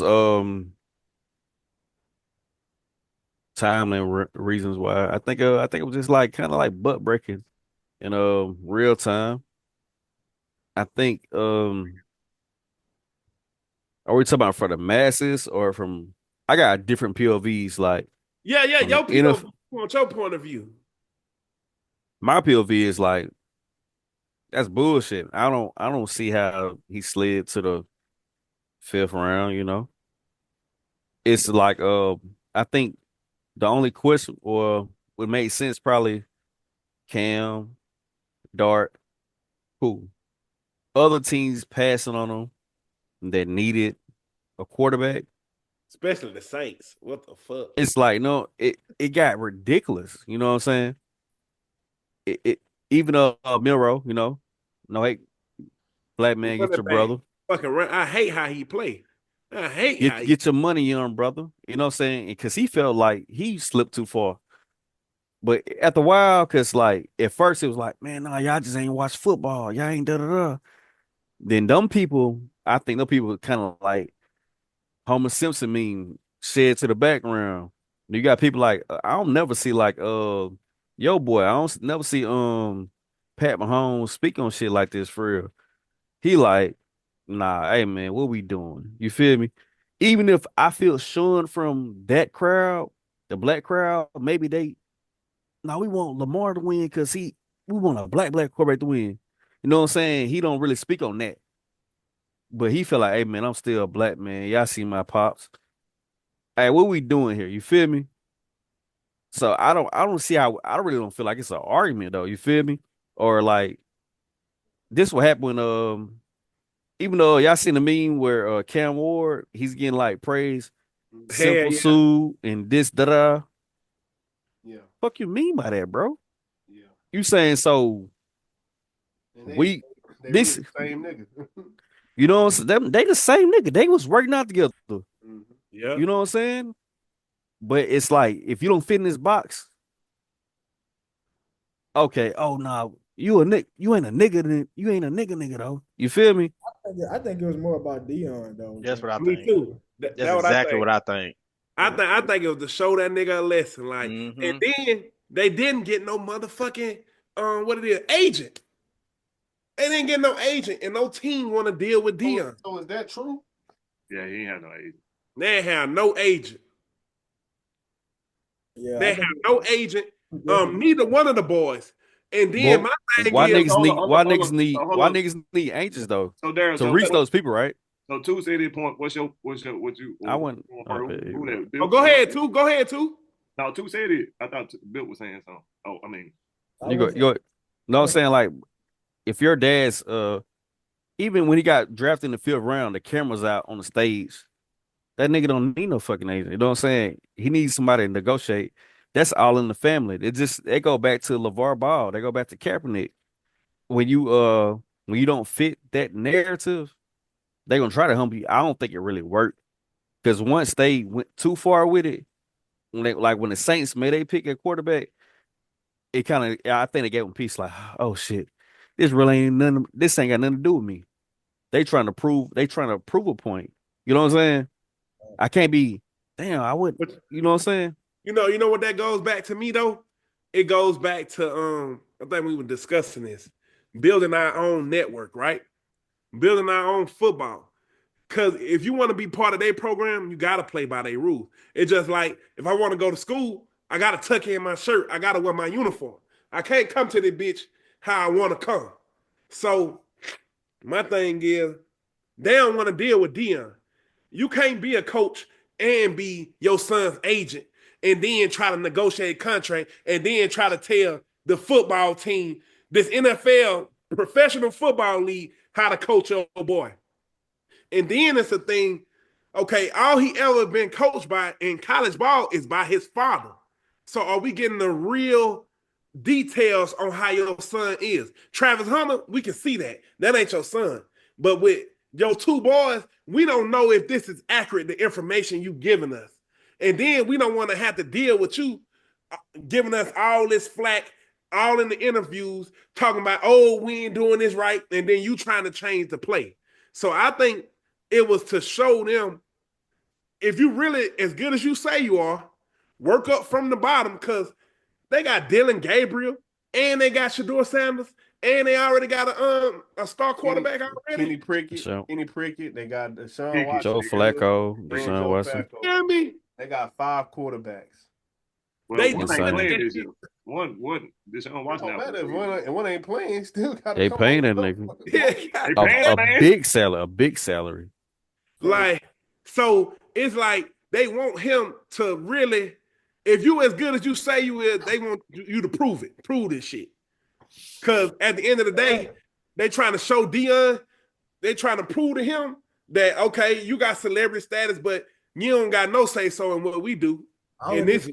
All of this is making his journey more legendary. That's what I think. That's what I said. I agree. That's exactly what I said. That's exactly what I said. All right, bro. It's actually playing into, because, bro, what does God do, bro? When God say you legendary, he ain't gonna put you in, he ain't gonna let you get drafted. He ain't gonna give you an easy route.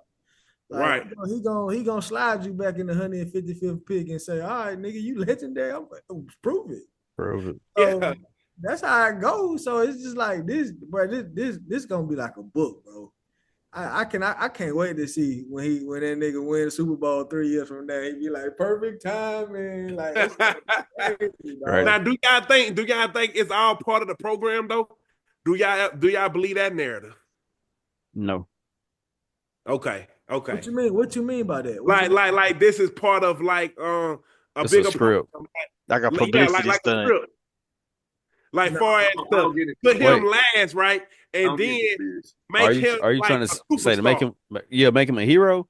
Hell no. Yeah, I don't think like it's making him a hero. No. Because it could play out. Because look, some players would be like, nah, fuck that shit. I ain't going 5th round. I ain't doing that. Let me tell you why. Because there was real footage of him breaking down and just like in gratitude when he got drafted. You know, that right. He was like, maybe this situation did kind of just like allow him to look at the bigger picture and go into this place this space with a new focus. But I don't think it was scripted. I don't okay. Because he got the deal with Nike, and then like it make him look. To me, he has like you say, the perfect opportunity to be the superstar, like to be the what it is. What's the storyline when you come from antagonist? No, well, no, you talking about the rags to riches. The rag to riches. It's like the rag to riches story. Like, this your father, but then they still try to knock you down, and then if he win one Super Bowl, it'll be legendary. Right. What you think, Dink? It's like the shit I'm hearing, like from all 3 of y'all, I think honestly, I think it's hilarious. It's to me the reason I think it's hilarious. I'm gonna start out with Daryl. The reason I think that hilarious. One reason because I don't do conspiracies, and then second reason, the same way you feel like he got a perfect story to do, it can be the perfect failure. Like, it can be a whole bunch of niggas. I told you. You know what I'm saying? Yeah, that's why I asked that. That's why I asked. Far as with Bill, I Christian man here, but the same person that got picked 5th round thinking God got something for him too. So I mean, it is what it is on that. Far as 2, I don't think it's a race thing. I don't think it's no color thing. I don't think it's none of that nature. I don't think he did wrong. At the end of the day, I don't think he did wrong. I think what happened is that, like I always say, even the kids that I coach, that you got to be better than what you bring. Like, everybody trying to compare him to Baker Mayfield and Johnny Manziel, talking about they was in trouble, or Shedeur never been in trouble. Baker Mayfield. Johnny Manziel was Johnny Manziel. Like, we don't care if that nigga had 15 beers before his first hike. Like, he was Johnny Manziel. He went out there and beat Bama, huh? Yeah, like, come on, bro. Like, your talent, no matter what you're doing, like real world football, basketball, the reason AE get away with a lot of shit is because you are better than what you bring it. The same reason Dion got away with shit when he told them niggas, I told them niggas, I'm not taking the test for y'all. I'm not even gonna be here when it's all time to go. Because he was better than the problem that they felt was the problem. They don't feel like Shedeur is better than the issues he gonna bring. Some people like, oh well, we don't talk about nobody else like that before. Well, I also hate that narrative too because like with the LeBron and shit, everybody be like, nigga, we ain't never. Why I ain't never seen nobody talk bad about a second round pick. They usually irrelevant, but Bronny, they won't talk bad about him. At the end of the day, bro, the reason we talking about him because of who their dad are or is, however you want to say that. So let's start acting not y'all, but people start acting naive of why we're talking about somebody that usually don't be getting talked about. Because usually a second round pick ain't a LeBron James son. Or a nigga that's getting drafted 5th round ain't a Deion Sanders son. But back to what I was saying is I don't think he got done wrong because it's all about what your talent. Huh? What's that? My homeboy, he about to get on too. Come get on that bitch. I don't think he got done wrong. Now I hate it. Is he watching? Oh, I doubt it. Yeah. He talking to you, Smooth? Yeah, I said he doubt. I doubt it. No, he said, is he watching? I doubt it. Go ahead, Dink. Oh, okay. My bad. That big ass mic. So, that shit only can't hear shit on that beach. Anyway, I don't think he got done wrong. Just to reiterate, I don't think he got done wrong because I think your talent got to overcome what you're doing. And people like, well, like Mel Kiper was on the thing talking about, well, it's a whole bunch of people that got murder charges, this, and that. But them dudes outplayed their issues. Like Joe Mixon knocked out a white girl, slamp out. But then they were killing in college. Like, I know you talk about the Kaepernick thing. Kaepernick got done wrong, some say, but he was averaging 1,000 yards a year. Like, I can't do that. I can't do nothing for you. And then you got it. All right, give me the years that he led it. He had one fall off year? I mean, yeah, Ray Rice had one fall off year. Once he did that shit, it was over with. That's what I tell you. It's all about what you do for the next. Now let me ask you this, Dink.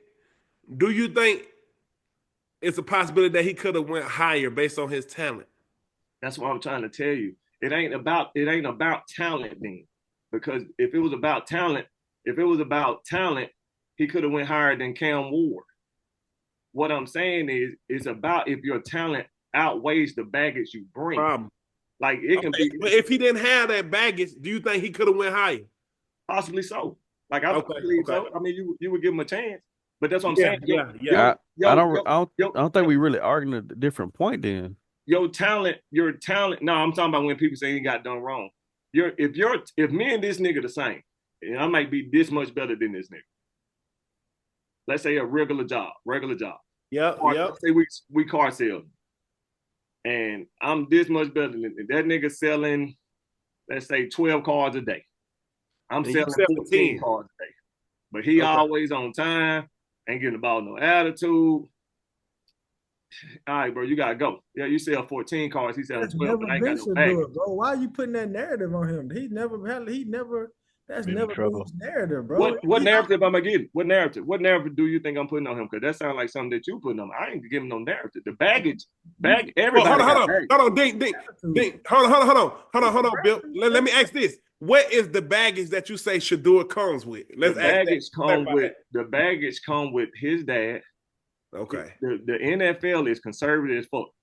I'll tell you this right now. If Shedeur was going to the NBA, first round draft. Manning was behind the scenes. Archie Manning was behind the scenes. Archie Manning, he was what? Archie Manning was behind the scenes. He was what? Come on, bro. Behind the scenes. He was behind the scenes. You got a vibrant Deion Sanders. He was in the front. He actually went behind the scenes, but I get your point though. No, he wasn't loudmouth. Daryl. I don't want to call Deion the loudmouth. I'm not. I know. I don't want to call him no loudmouth. He speak his mind. And right, that's the difference. He outspoken. Right. He's outspoken. Yeah, that's the so difference. He went behind. But to be clear, Arch Manning wasn't behind the scenes. Yeah, that was a public situation. So to be clear, he wasn't behind the scenes. He made it public that night. They didn't make that public that night. I'm talking about the way Deion Sanders is right now. Even Stephen A said that it wasn't wise for Deion to kind of speak out on some of the things that he said. Hold on, T-Will. Hey, T-Will, let me land my plane. Nah, that's a good topic right here. Let me land my plane. The difference between Deion Sanders and Archie Manning, the difference between Deion Sanders and black. No, I ain't gonna I ain't gonna act stupid though. Race do got something to play with it, but when you got over half the NFL starting black quarterbacks, I ain't trying to hear that shit right now. But anyway, top 5 are starting black quarterbacks, so I ain't trying to hear that shit with the race shit. Anyway, the difference between Archie Manning and Eli Manning and Shedeur and both of them are vibrant. It's a different when Alonzo was shallow and his daddy was vibrant. I'm like, all right, could do the good kid, boom, blah, whatever. You got 2 of the same niggas. One gonna play for your team and one gonna dismantle the team. Not dismantle, but gonna talk about the team. You don't know if he not or not, or if he is or not. But Deion got a voice. It's the same reason LeBron stepped to Stephen A. Smith. The nigga got a voice. If Kenny Pickett start tomorrow and that nigga throwing 10 interceptions, but Kevin Stefanski still think he want to work with him, bro, who's to say that Deion Sanders ain't gonna be like, bro, no, sit it down, boom, boom, boom. Like, he gonna hear all that shit. So I'm not saying Shedeur is a bad dude. I'm just saying for the type of person he is in the NFL is very conservative. Look at our top-notch NFL quarterbacks. Even with the Lamars, they are more kind of, hey man, look. But Deion has never shown him to have a big ego like that, bro. To be in the way of his kids, bro. He never showed on the talk show. He got a strong presence, though. It's the strong presence that I think that's the problem. That's more so a problem of the depiction of what a black father looks like. That's cap. I hate that shit. How's it cap? I agree with that. I agree with that. I think it's more so the image of what they represent. Is it any different than like LeVar Ball? No, it's the same. Well, that's what I'm saying. What's the difference? What y'all talking about? No, and they shun LeVar Ball. But they still went high rounds. No, that's what I'm trying to tell you. The difference between NBA sell their players. The NFL ain't doing that. We're dealing with it. You can't be bigger than the program in the NFL. NBA, you can be like your own entity. What's up, man? Look, what's up with you? What's up, bro? What up, JP? What up? Nah, I took my nigga Nick Knight. I'm just saying, bro. Yeah, we can hear you, bro. My bad. What's up, bro?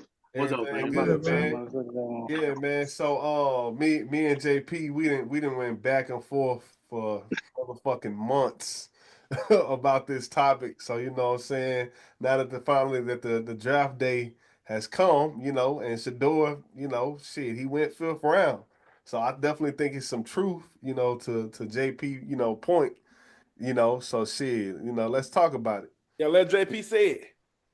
Yo. I didn't know he was gonna go that far down, but I knew. Not to cut you off, JP. They thought he was gonna go even further. Bro, let the man talk. No, I'm just saying. Nah, I'm gonna say I didn't think he was gonna go 5th, but I knew them people wasn't going for that, man. And I got 2 different kind of outlooks on it because just being a Division I quarterback, being a black Division I quarterback, I know how hard it is for black quarterbacks, bro. You got to be extraordinary before you even consider good. And I think people lost sight of that because of who his father was, but he's not playing for his father no more.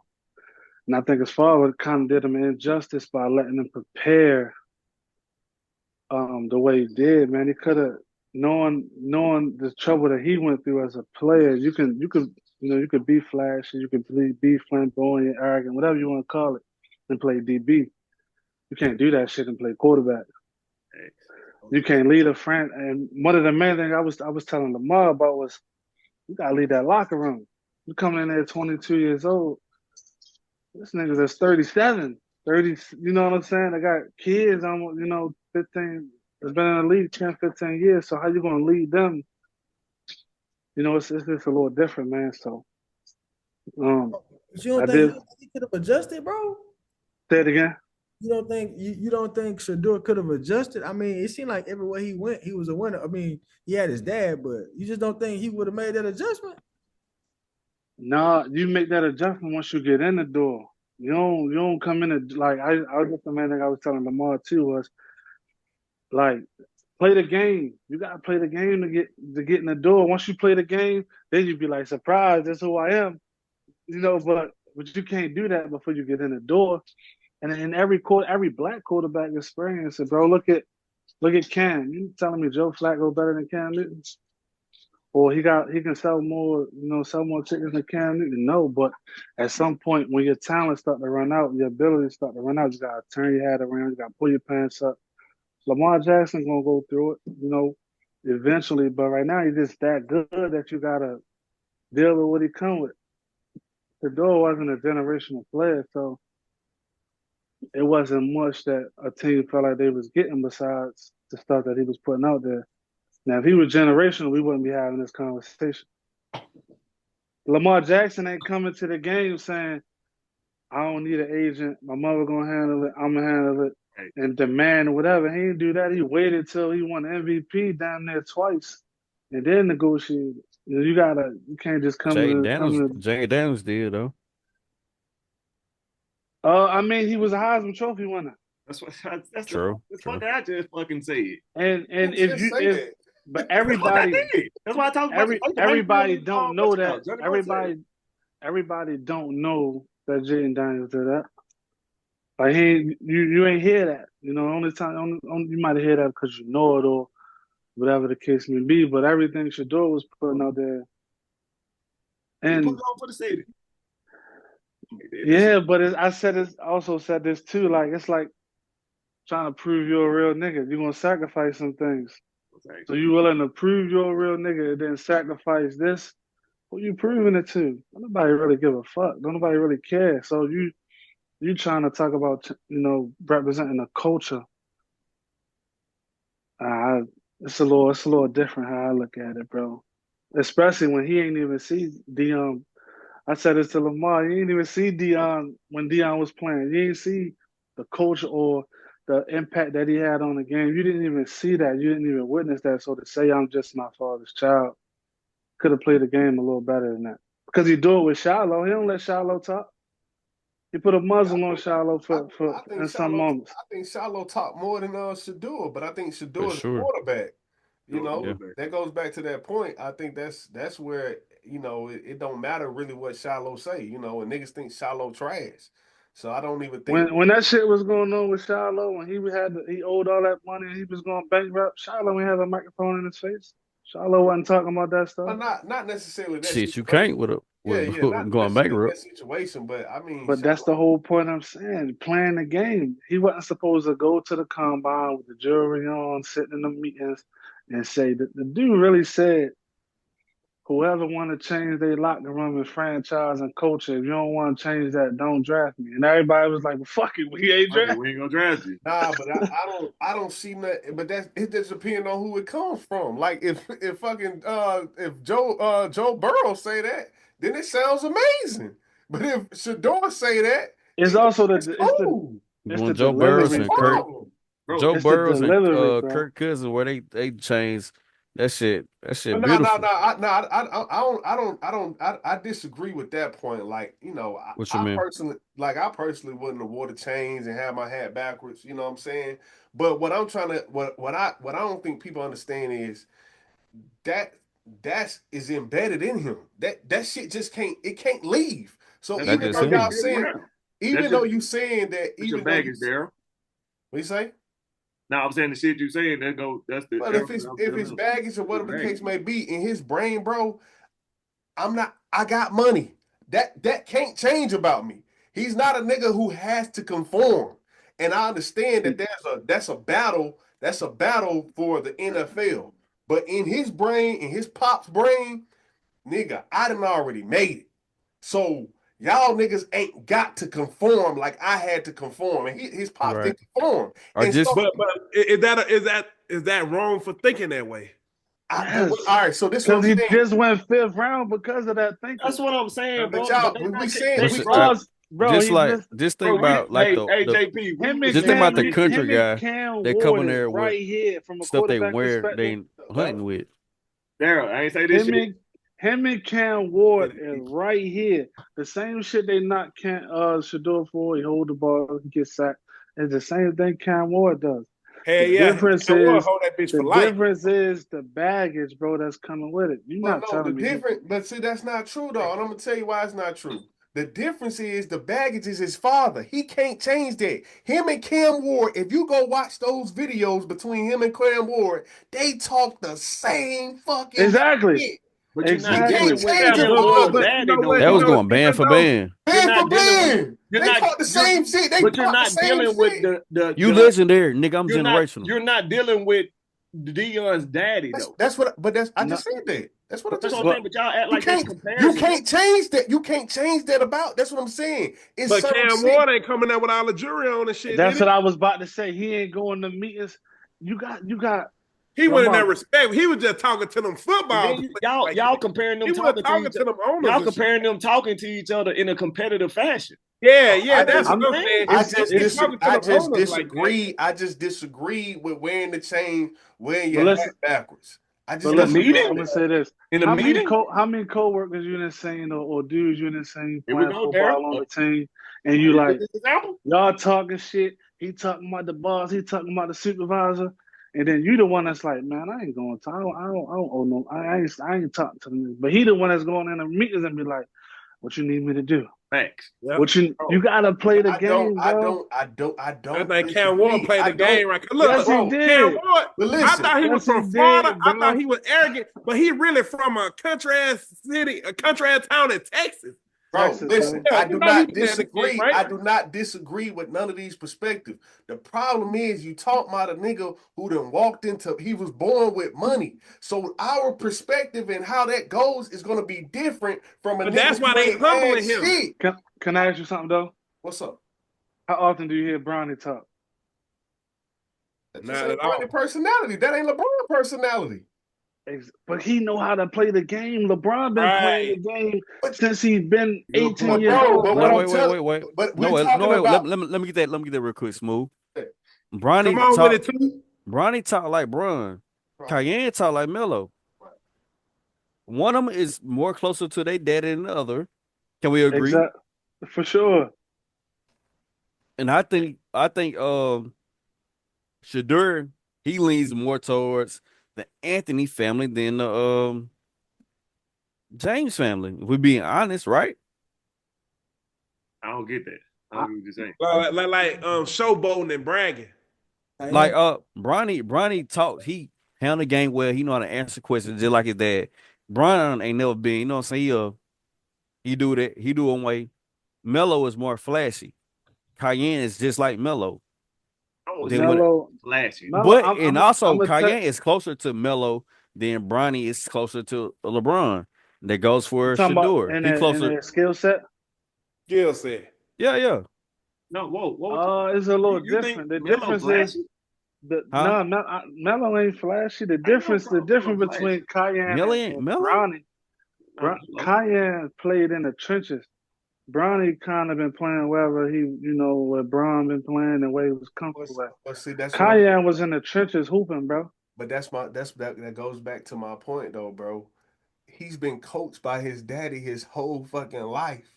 So that mentality is going to be embedded in him, bro. We're telling I'm saying. But look, all I'm saying is pros and cons with that. Why you keep saying it? Like, we understand it. We just saying that they're trying to break that mentality. That's what I'm saying. They trying to break that mentality. It's gonna be hard. We telling him to change that for one. But nah.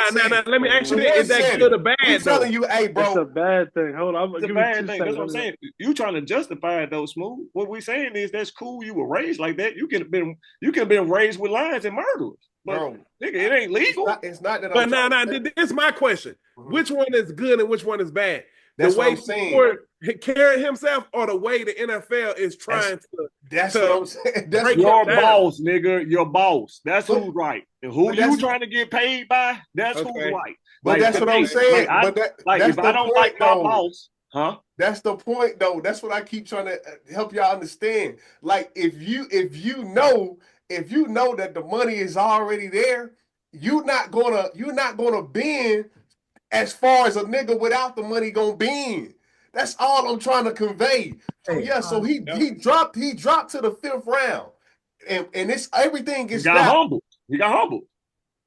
How? He had a party right after that bitch. He had a suitcase full of money right after he got drunk. That shit wasn't real money, man. That wasn't no real money, man. I'm talking about the fact that you see the video. He missed out on $42 million and a 4-year rookie contract. Yeah, he did. He had a video of him being very. He had a video of him being very humbled and grateful. Like, damn, yeah, appreciate it.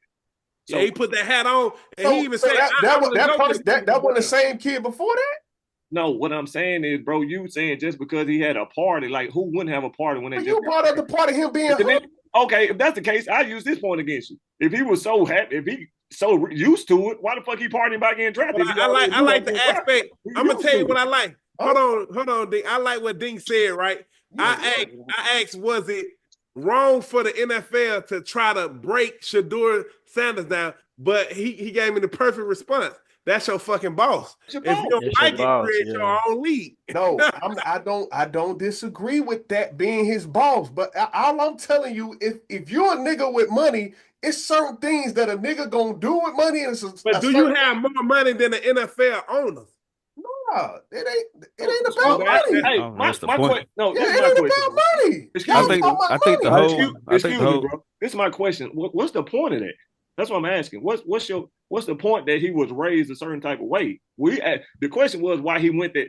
You basically answering our question of why he went so far down, because that's the way he was raised, and the reason he was raised like that is the reason he got drafted so low. No, not necessarily. Is it the fact? Is it the fact? I think that's what it is. That's what it is. Listen, bro. How's that so hard? I don't understand how people think he got done wrong. We like Deion as a character and as a player, but how he act is that correct? Does not like black people. Bro. Now listen. Say what, Bill? They don't like black people. Is it the fact that it wasn't just Shedeur in? It was gonna be ushering in the whole family system. Roger Goodell. You feel me? And not like black people. The Sanders were going to be. It's like, damn, we can't control them. Right. You can't control them. And then they was gonna get so much money that the NFL want to take with their own media team.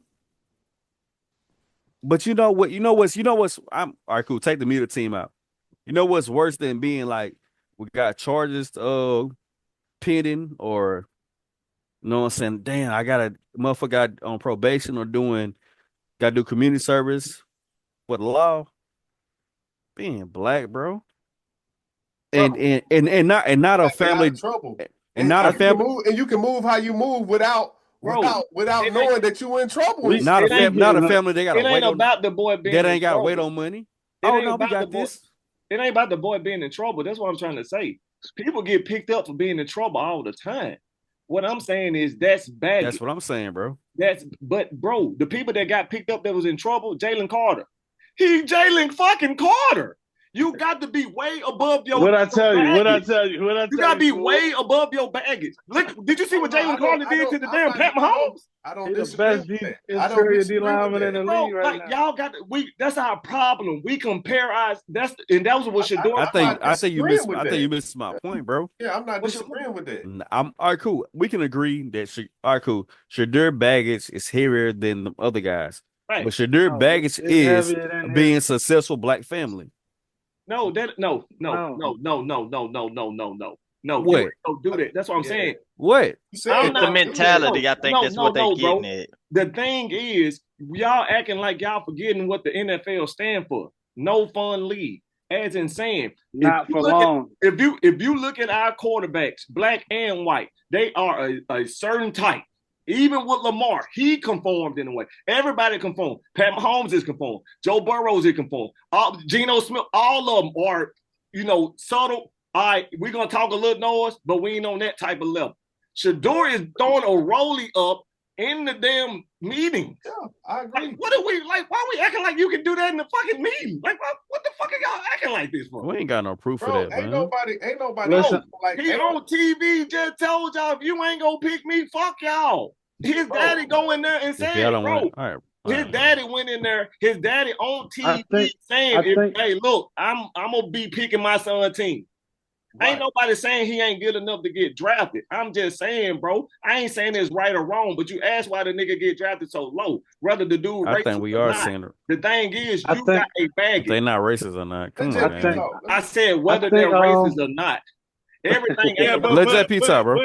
That they can be racist, but they still giving black people an equal chance. That's what I'm saying. Like, that's why Cam Ward went number 50% of our quarterbacks black. And look who went number 2.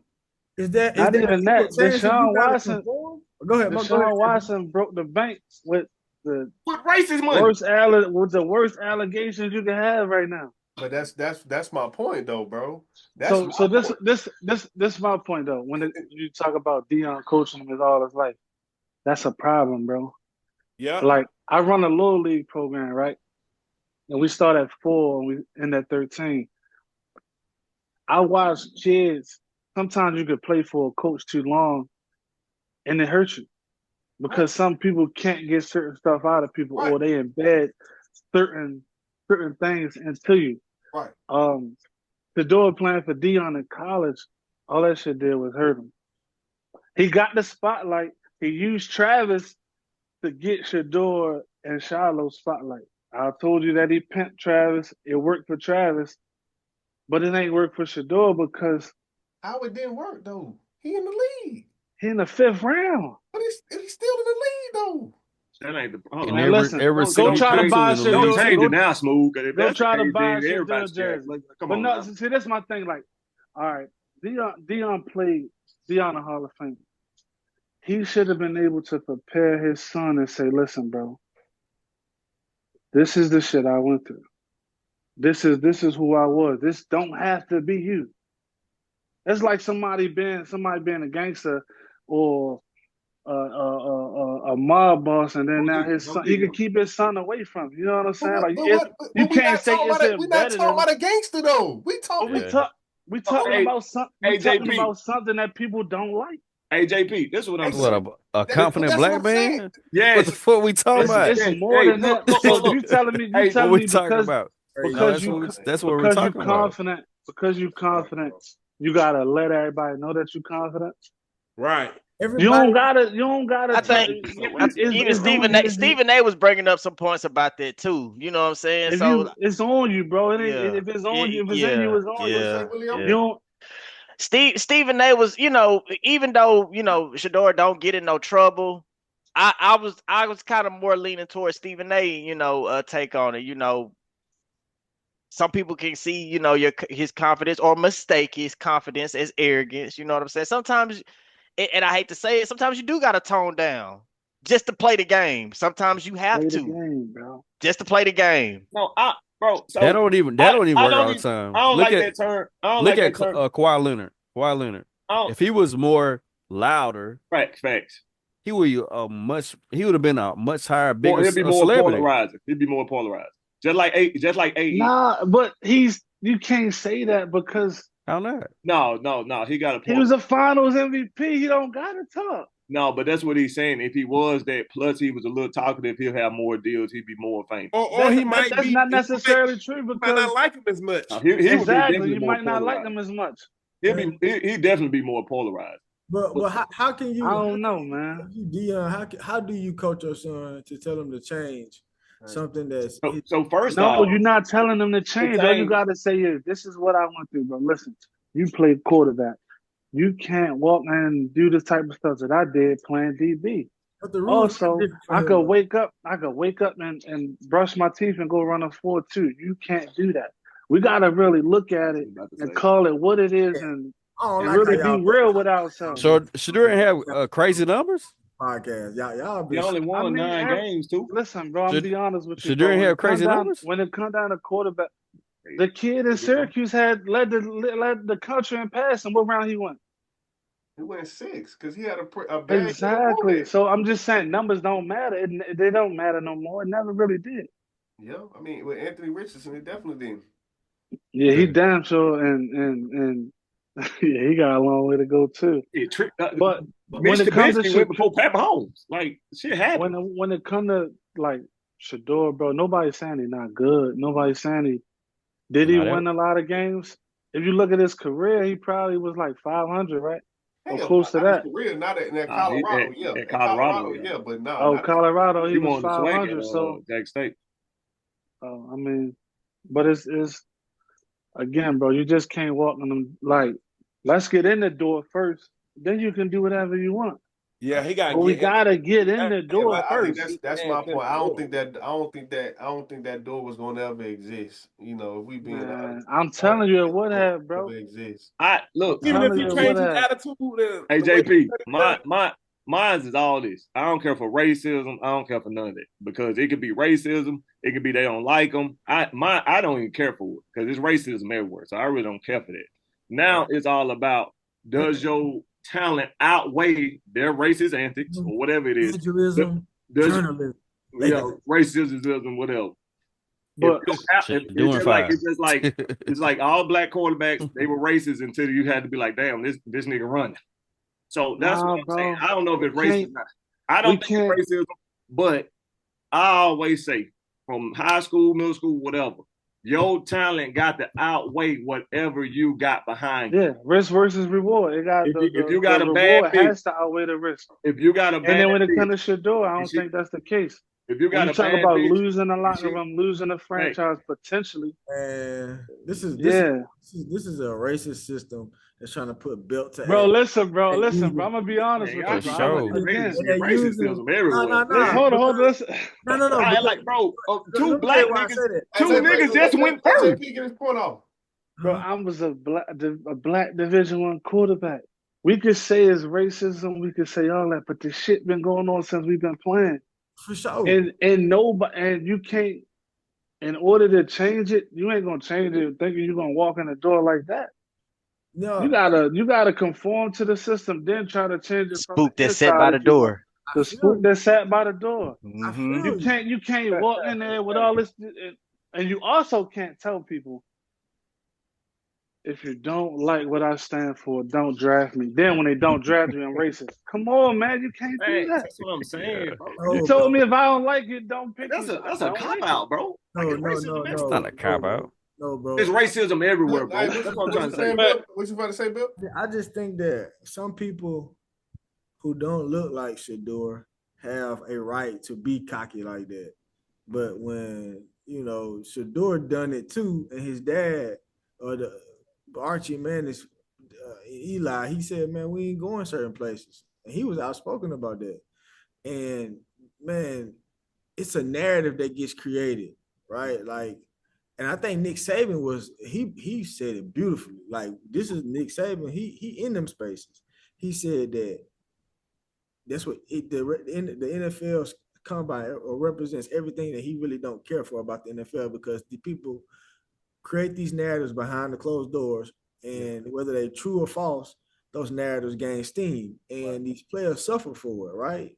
Mm-hmm. And I think that's what's happening here. Like, Shedeur got a whole, like, it's just narrative spinning. Like, man, he too cocky. Like, I never heard stories where this man was suspended from the team. Mm-hmm. I never heard stories where this man didn't show up to a meeting on time. I never heard stories about him cussing out the coach.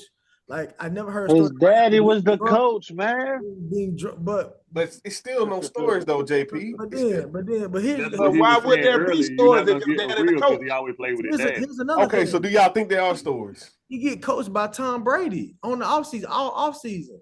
Tom Brady vouched for him. Like, what are we talking about here?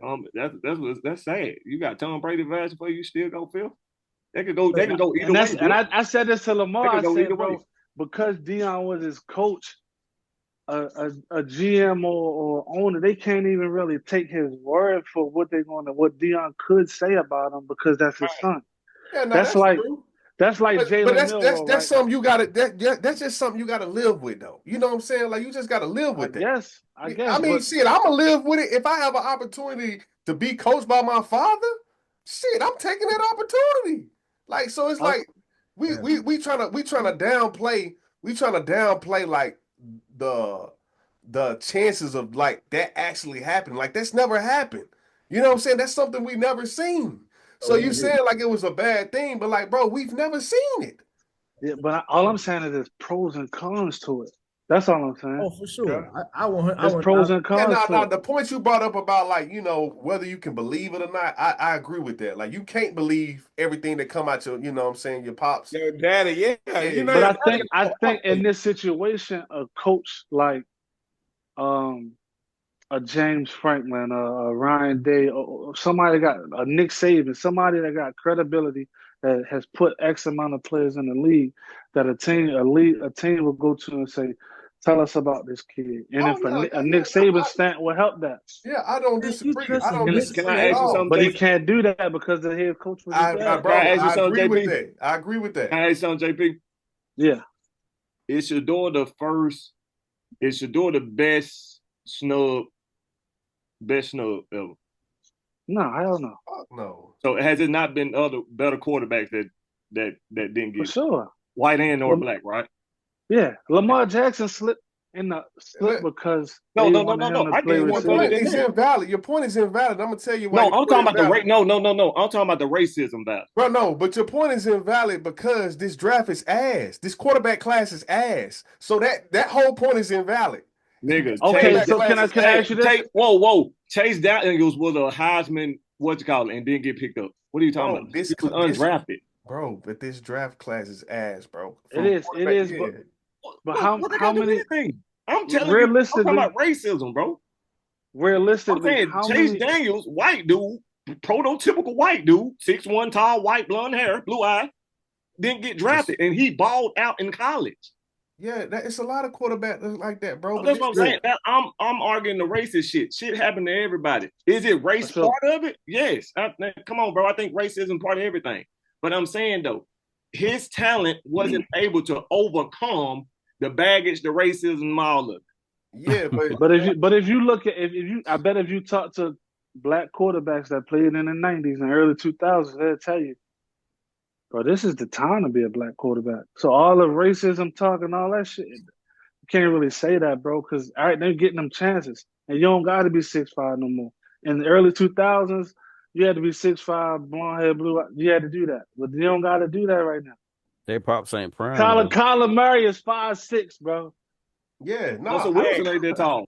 Yeah, I don't disagree with that. I think it's probably what is like 15 or 16 black quarterbacks that start in the league right now. Yeah, for sure. Over half the people. We can't keep saying the racist shit, bro, because the game that's not the argument.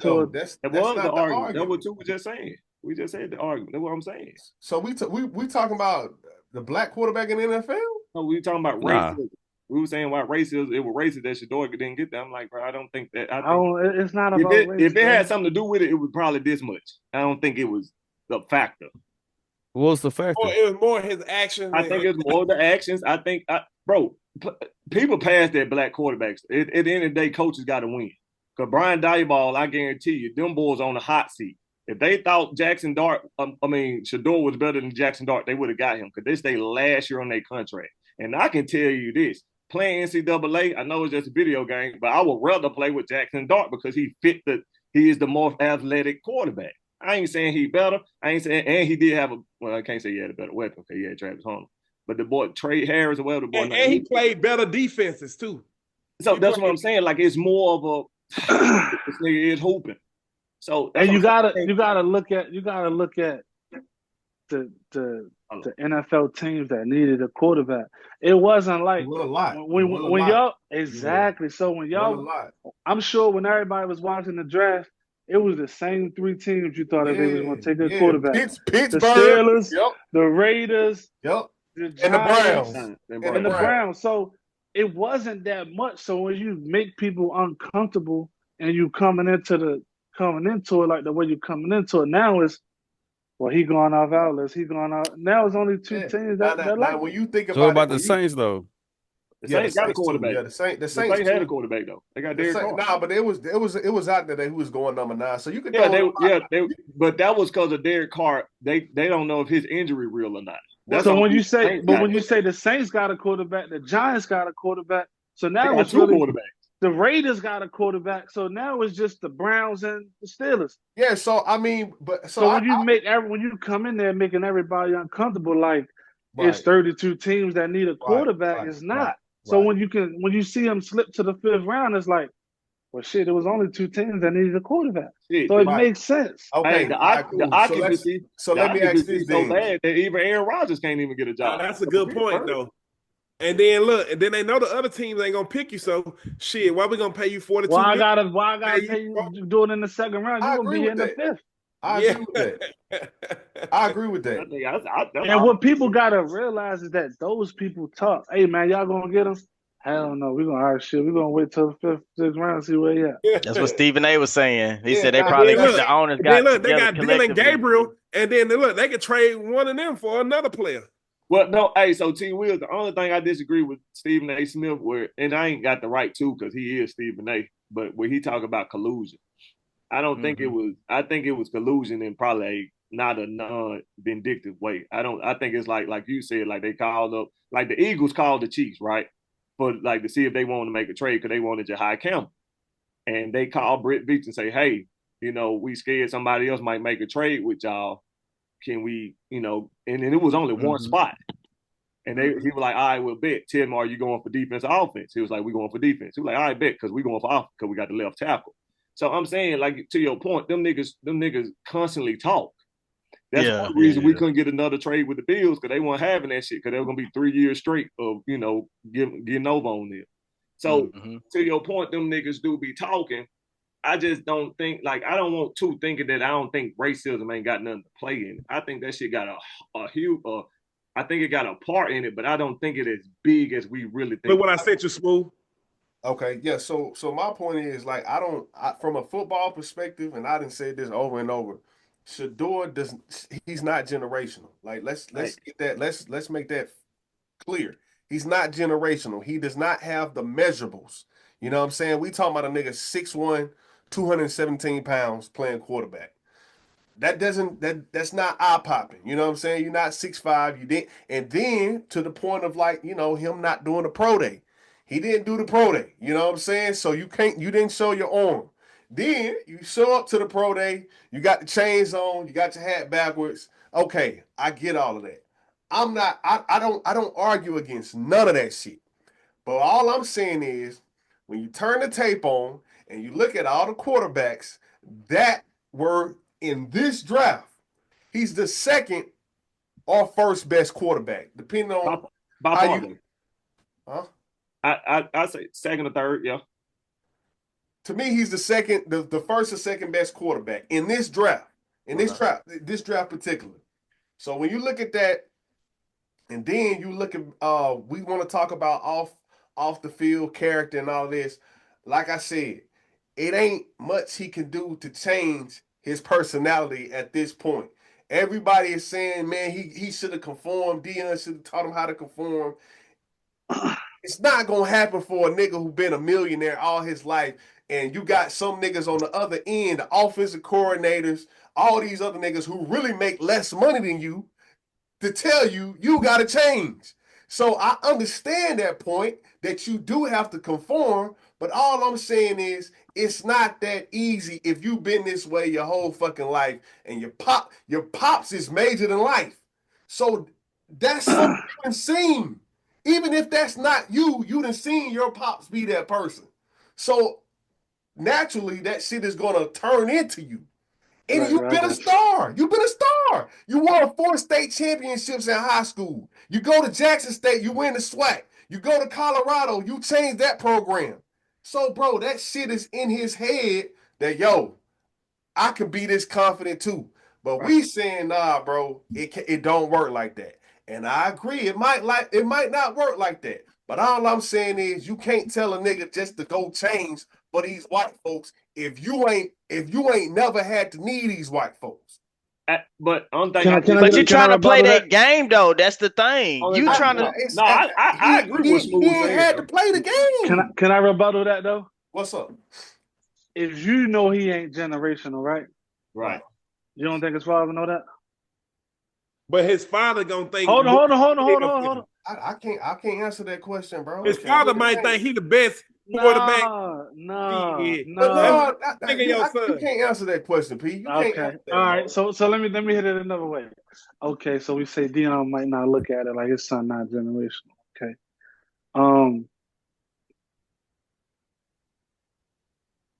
What you say again? You said, what was the last thing you just said? I just don't feel like you can. I just don't feel like it's that easy to tell a nigga to change if he ain't never needed the white folks. How old is Shedeur? He's 23. 22, right? 22. How old is Dion? He 50. Got to be what? 56. He ain't see Dion be Dion. What you mean? He saw Dion play for the Ravens. They was some shit. He ain't see. But still, you said he saw his pops be this person. He didn't see that, bro. Bro, but you talking about He done heard stories though, bro. Yeah, But listen though, just hearing stories that don't make like that shit, don't even everyday life though. No, bro. Listen, bro. I hear my pops tell me stories what he did. Gotta get out of here, gang. All right, Bibbo. I don't think that's enough to say this. He don't have a choice but to be his father at that point. We learn our qualities from somewhere, bro. We learn those get qualities. That, but and then you don't know what a nigga telling a nigga from a standpoint of like, hey man, bro, you don't know what he's hey bro, don't never let these white women play with you. Don't never let you know what I'm saying? You don't know. You don't think that's going on? It's a difference between letting them play with you. Like it's if you saying he got money, then don't play. If it's not that big, don't sit there and play or don't play that game. Go do something else. Mm-hmm. But you can't sit there and say, I'm not going to conform to what y'all want. I'm walking in the door like this when we don't like it. You on the internet claiming it's the devil. No, you telling me if I don't like it, I got a choice. Mm-hmm. I got to pay you. Yeah, no, I agree with How that. many times we work the job and we like, man, I hate this. These motherfuckers get on my nerves, but we go to work every day. I think that is true. You go to work every day. I think that is true to a certain extent. I do think it is that deep. Okay, if they're gonna do this, well shit, all right, bet. I'm gonna go another route. I do think it's that deep. But he don't want to go another route. He wants to play because he loves football. He loves football, but I do think if it came down to it, it's like we straight. He ain't going. No, he ain't. Because if they were so straight, Dion, the whole purpose of Dion leaving Jackson State to go to Colorado was about money and resources. If he's and tired of going in his pocket, he ain't got the money that you think he got. Right. Dion was on the same. Whoa. Let's stop it there. I'm not gonna never go in another nigga pocket. So he probably. I'm just saying I'm only saying what he said. No, I'm saying though I'm not gonna put it to money. At the end of the day, just like Bronny was straight if he was going to the league or not. Not even from his daddy pockets. He had streaming and everything. But at the end of the day, them niggas had a dream to go to that league. So if that's his dream to go to that league, then you got to conform because that's what you're trying to be part of. And I understand what Smooth saying. Nigga, I'm 22 years old. I've been seeing this for 22 years. I might not seen when you was with the Falcons and Cowboys, but nigga, hey, just like they say the Rolling Stones song with Temptation. Hey, tell me about my dad. Like you're gonna hear them stories, and then you see his highlights on ESPN every other day. Yeah. So it is hard to conform. So I ain't saying it that easy. I'm just simply saying I honestly don't think he would have had to conform if he had the talents of a Cam Newton. For sure, we wouldn't be having this conversation. That's number one. If he had the stature of a Cam Newton, hey, he don't even got the stature. We wouldn't be having this conversation. And that's the thing, though. Right. Even the Johnny Manziels, the Baker Mayfields, all them niggas. But shit, they didn't have the stature of a Cam Newton. Yeah, but I think Shedeur is better than the Johnny Manziel. No, I don't know about that. Do you come on, man. Y'all just saying because he beat Bama. No, do you know who Johnny Manziel? He was Mr. Football. What? Yeah, I ain't gonna give him that. Did you not see Johnny Manziel play? Johnny Manziel, he okay. Johnny won the Heisman out of Coke. Yeah, Johnny the nigga. Johnny that nigga. Only reason I brought up him and Baker because they didn't have that stature, but they had that bravado and shit. They still went number one. No, call it what it. I'm gonna be listen, but when it comes out, you gotta call a spade a spade. Them niggas was arrogant too. Right. But when white quarterbacks are arrogant, they say he has moxie or he has swagger or some Right. shit like that. They find another. That's what you need to lead the team. He's passionate. Yeah, I give you that. Yeah. So I'm not saying that. Like, it's some qualities about Shedeur. Y'all thinking I like and love. Y'all don't think Shedeur winning 9 games and the season before them niggas ain't win shit? Or the season before that? He won 9 games in the Big 12. That Big 12 was ass. He won 9 games altogether, didn't it? No, he won 9 games last year. Okay. So, like just talking about like they only won 1 game. You said there's some quality. You said there's some qualities you like about Shedeur? Yeah, I'm all for the confidence. I'm all for that. But at some point, you got to be able to say, you got to be mellow. Yeah, I'm big on not letting people know what you're thinking all the time. And sometimes you can't say what you're thinking or can't say what you want to say because you got a camera in front of you. And one thing about let me ask you this. Hey, JP, only reason I disagree with you, because you're right, but I do disagree with you. The only way you can do that, if your talents is up the hill. Yeah, but when you don't have that, but when you don't have that, like, bro, why you like even we can get political. Trump say a lot of stuff. The reason he can do that because, bro, I don't need presidential money. I got this cash. I got that. When people know, like you said with Shedeur, he already got it, so it ain't no loss. But the difference is he trying to go to somewhere. He trying to go there. That's what I'm telling you the difference. And far as racism, is racism everywhere. Far as like jobs, everything. I'm not disagreeing with that. I'm not no naive nigga that don't think racists ain't got no part to play in it. But what I'm saying though is when you trying to go to their league, don't bring up racism when you still trying to go to their league. That's all. That's why. That's the only thing I hate about the racist mentality. Because you're neutralizing the racism before. What I'm neutralizing? You're trying to neutralize the racism out the convo. If like when I brought up the other things, like if we agree on that, you're right. But let's acknowledge that it exists and it's there. Then okay, cool. Thanks. But I think me and you disagree is the volume of it. I think it's been proven that winning overcomes everything. I'm not gonna lie to you. I believe if you winning, I ain't got nothing to say to you. As long as you putting dollars in my pocket and we winning.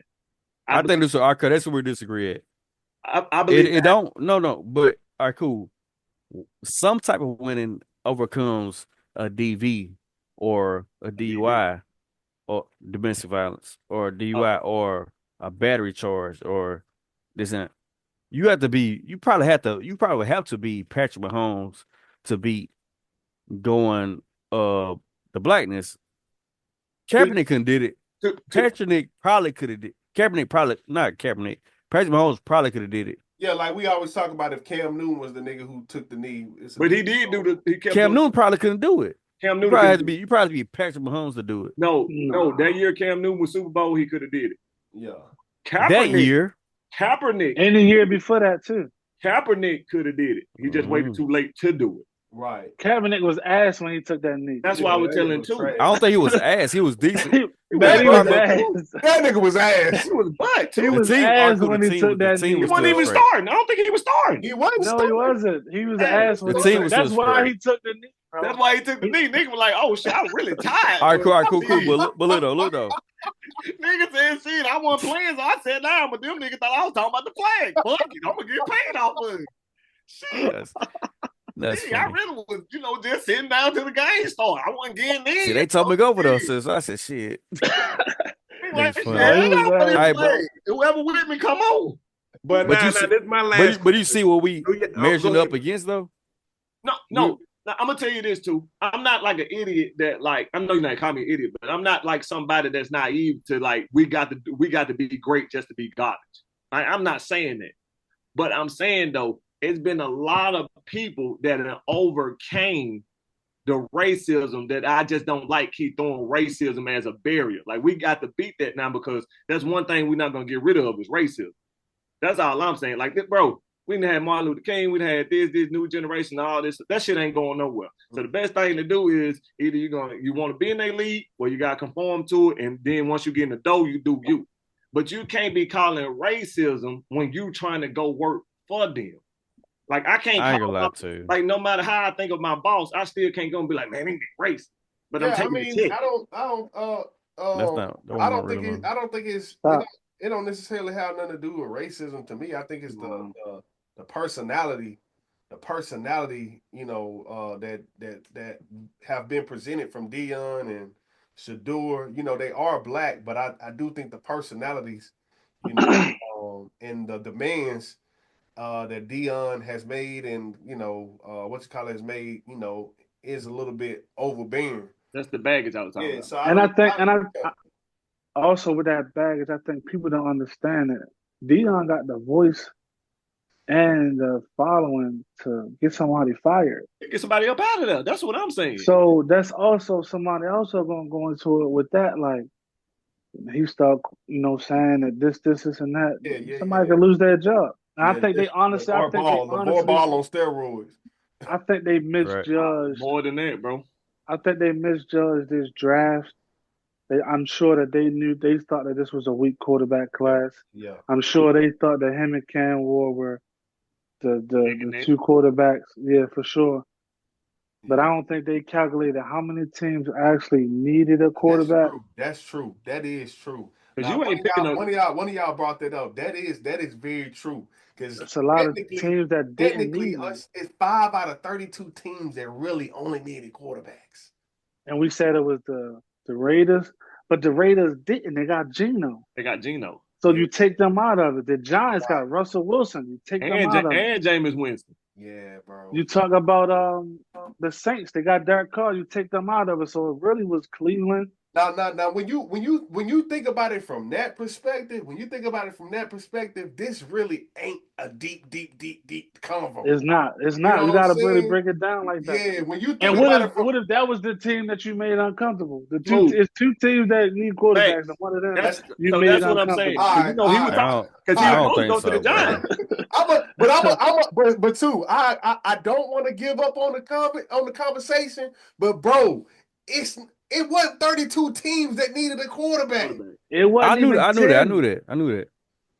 So it made sense for him to go 5 because I'm gonna tell you, because he could have went lower. The only reson that he went 5 is reported. Other niggas. Okay, that's what I was gonna say. That's what I was gonna say. From that perspective, it still was a bunch of niggas who went ahead of him that weren't supposed to. But also, I'm gonna say this. But that's what I'm saying. Let me finish my point, Smooth. What I'm saying is, when you are not, like you admitted that he's not generational, but you got generational daddy. Put it that way. Generational baggage. If baggage a bad term, cool. But I'm not meaning it like that. I mean, you got a flamboyant daddy. Your dad, his daddy is probably just as big as the Stephen A. boys. So why would I take that? I'll give you an example. It's the same. Hey, Dink, hold on, bro. I know Darren was trying to get a point off a long time ago, bro, and you weren't able to get your point off, bro. Oh no, I was good. I was just gonna ask. No, you go ahead, Dink. I was just gonna ask. Do y'all think he can overcome this? Okay, and become the starter? I finish it up. Yo, all he gotta do is just play. That's as I'm doing this though. So it's the same way, like I was mentioning. We can't pick you up as a second or third rounder because second, third rounds, we automatically making you a backup. So I can't take on baggage for a backup. Now, if you were that nigga and I could take on this, like, fuck it, this nigga equate to wins or he gonna be this good, the potential is there. So it's just like that second, third round, fourth round, I'm already picking you as a backup. So I'm not about to take that baggage. Same way with Melo. Remember when Melo was team traveling? I mean, he was going around the league. It was reported that it wasn't that people didn't want Melo. It was just, bro, it's just he come with a bunch of baggage because he was a Hall of Famer, and you're gonna have fans and media saying why Melo not playing when it was reported that Melo just wasn't as good as he used to be. So that's what they're saying. Like it's more than just Cam Newton went through that situation too. Right. So it's more than just like, yeah, he good, but your talent don't outweigh the baggage that you bring with. And to answer your question, Daryl, you don't know. Because first round picks, Ryan Leaf, Mr. Brent Bensky, you know what I'm saying? So when you talk about the guys that went before him, y'all play high school sports, right? Yeah. One of the things that you probably heard as a coach all the time, I mean, as a player, is somebody working in Texas or California that might not be as good as you, but he got the grades and he come with a less headache. There's no difference. We just really haven't seen that at this level. But like you said, if you don't have generational talent, but you come with the bag, we want you as a second or third rounder, but you coming in with first round baggage. Yeah, I can't really do it. You know what I mean? Like you're not taking first round baggage is crazy. First round baggage is fun as hell. I mean, like what he said though. He said, well, we never seen it like this before. We never seen it at this level. Yeah, he generational. That's what I'm saying. But all that stuff comes into play, bro. Like how many of them niggas were generational? None. But I'm telling you one thing, that the fucking Giants can cut Jags and Dart at the end of the season and not hear nothing about it. Not hear nothing. You could if the Browns cut Shedeur in fall training camp. They're gonna hear it. It's gonna be a Black Lives Matter parade. JP, can I ask you this? JP, yo, can I ask you this? When have you ever watched the draft past the first round? Oh, that one I just sent you, Smooth. So I ain't gonna lie to you. I always watch the first three. First three, okay. Try to. But you made it. Be honest. Did you not make it a point to see when Shedeur got drafted? Yeah, because I wanted to see him get drafted. I wanted to see it. I mean, baggage. I promise you. I don't mean it in a negative term. I don't use my point about slapping me. I don't mean it in a negative term. I'm just saying though, if you coming with a dad that got some power, yeah. Like you I mean, think about, bro. Bro, this how much. Right? I'm coaching. I'm coaching. I'm gonna get it. I had a kid named Lucas. Dang, I can't say that. Anyway, I had this kid. Why get it dumb ass fired? Hey, this is my last name. Hey, fuck it. This is the last name. Fuck it. Let's go ham, man. Luke better make it to the league. Hey, the name out, fuck it. Let's go ham. He better overcome this. Yeah. But yeah, I mean, but his dad was on my ass. And I'm like, bro, if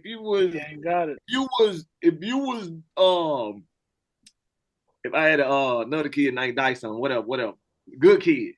Like if you were that, then I'm like, cool, I'll give you my example. My daddy got on my coach nerves in Terry when I was going to Terry High School, Mississippi. My daddy came to the school and say, bro, you doing my kid wrong. He the next Monte Ellis. Next thing you know, I was out thinking. Take Monte Ellis ass somewhere else. I thought your dad was in church. Because he didn't have to deal with that with a dude that's coming off the bench in the 10th grade from another kid. And I tell my dad that all the time, like, bro, why would you do that? Like that you becoming a headache. In my time, I'm not good as the Marcellus. I wasn't as good as him. So when you becoming a headache, I don't have to deal with you, yeah, you might be better than Tommy and Tyler, but y'all boys right there in the same way. Tommy and Tyler, dad ain't complaining about PT. Let me tell you how much scrutiny he come with, bro. Shedeur come with. They got video. The GM went viral for not clapping hard enough when they said his name. Thanks. He ain't even in Cleveland yet, and I got some shit going on because we drafted him. And then even from the perspective of like, that's a headache, bro. Them niggas like I always got the cameras around. You know what I'm saying? Like, you see what they said? They was like, you gotta let them get in the league. Talking about trying to get Dion with a camera. People ain't going for that shit. A lot of baggage, bro. Good or bad. I mean, do y'all think he gonna make it over Dylan Gabriel? I heard he was going. He over Dylan Gabriel right now. They can't cut Shedeur, bro. They can't cut him this year. Yeah, but okay. So what string you think he is? They can cut him now. He gonna be the backup. It's the NFL, JP. They can cut him. Man, listen, bro. I'm telling you, they going not the first season. Flacco going to start. Kenny Pickett going to get cut or move to practice. Something gonna happen with Kenny Pickett. Dylan Gabriel even gonna get cut. cut or play on the practice squad. Shedeur gonna be the backup, though. So you think Shedeur gonna be the backup? Okay. So even though they picked Dylan Gabriel over Shedeur, that shit don't matter. Oh, you remember this? You remember since he won no first round. Remember RG3 and Kirk Cousins got picked in the same draft. Yeah. But and that was they had a quarterback controversy off the rip, and who ended up being the guy? Whether it was injuries or not, Kirk Cousins ended up being the guy. That nigga RG was hooping. He just got hurt. Yeah. Y'all think it would have been crazy if Shedeur, if the Browns didn't trade that pick to the Jaguars? Me and Lamar, we got a little group message. We was talking. I would have liked to see that. Why the Jaguars ain't pick him though? They wasn't gonna pick him. They wasn't gonna pick him. It would have fit. It would have fit more. more. I'm sorry, they could have picked him in the 4th round, couldn't it? Yeah, but they gonna. But now you not bringing him that baggage for no backup, my boy. That's what I'm saying. You get both of them on the same team, but you're not bringing that back. Yeah, but the thing is, you're gonna make somebody like Trevor Lawrence uncomfortable. Trevor Lawrence ain't. Trevor Lawrence is nice though. That's why I said the Browns. The Browns would have been different. Oh, okay. I get what you're saying. If they would have kept their second pick, you don't make your starter uncomfortable. Nah. They picked Trav, then got because he walked in the quarterback room. The Browns want to go get both of them, and they knew that. That's why they. I ain't gonna say they knew that, but I feel like they did that on purpose. They were like, "Shit, this dude ain't going to 5th round. Look, I want Travis, but I can get a whole bunch for this pick." I think the Browns knew they would. I can get a whole bunch plus the quarterback I want. I think that's telling too though, because they probably didn't think Shedeur was gonna slide that low. I think they did. I think they did. I think because bro. You think? But you know what? Put it together that not many teams needed a quarterback. You only had to talk to 3 people.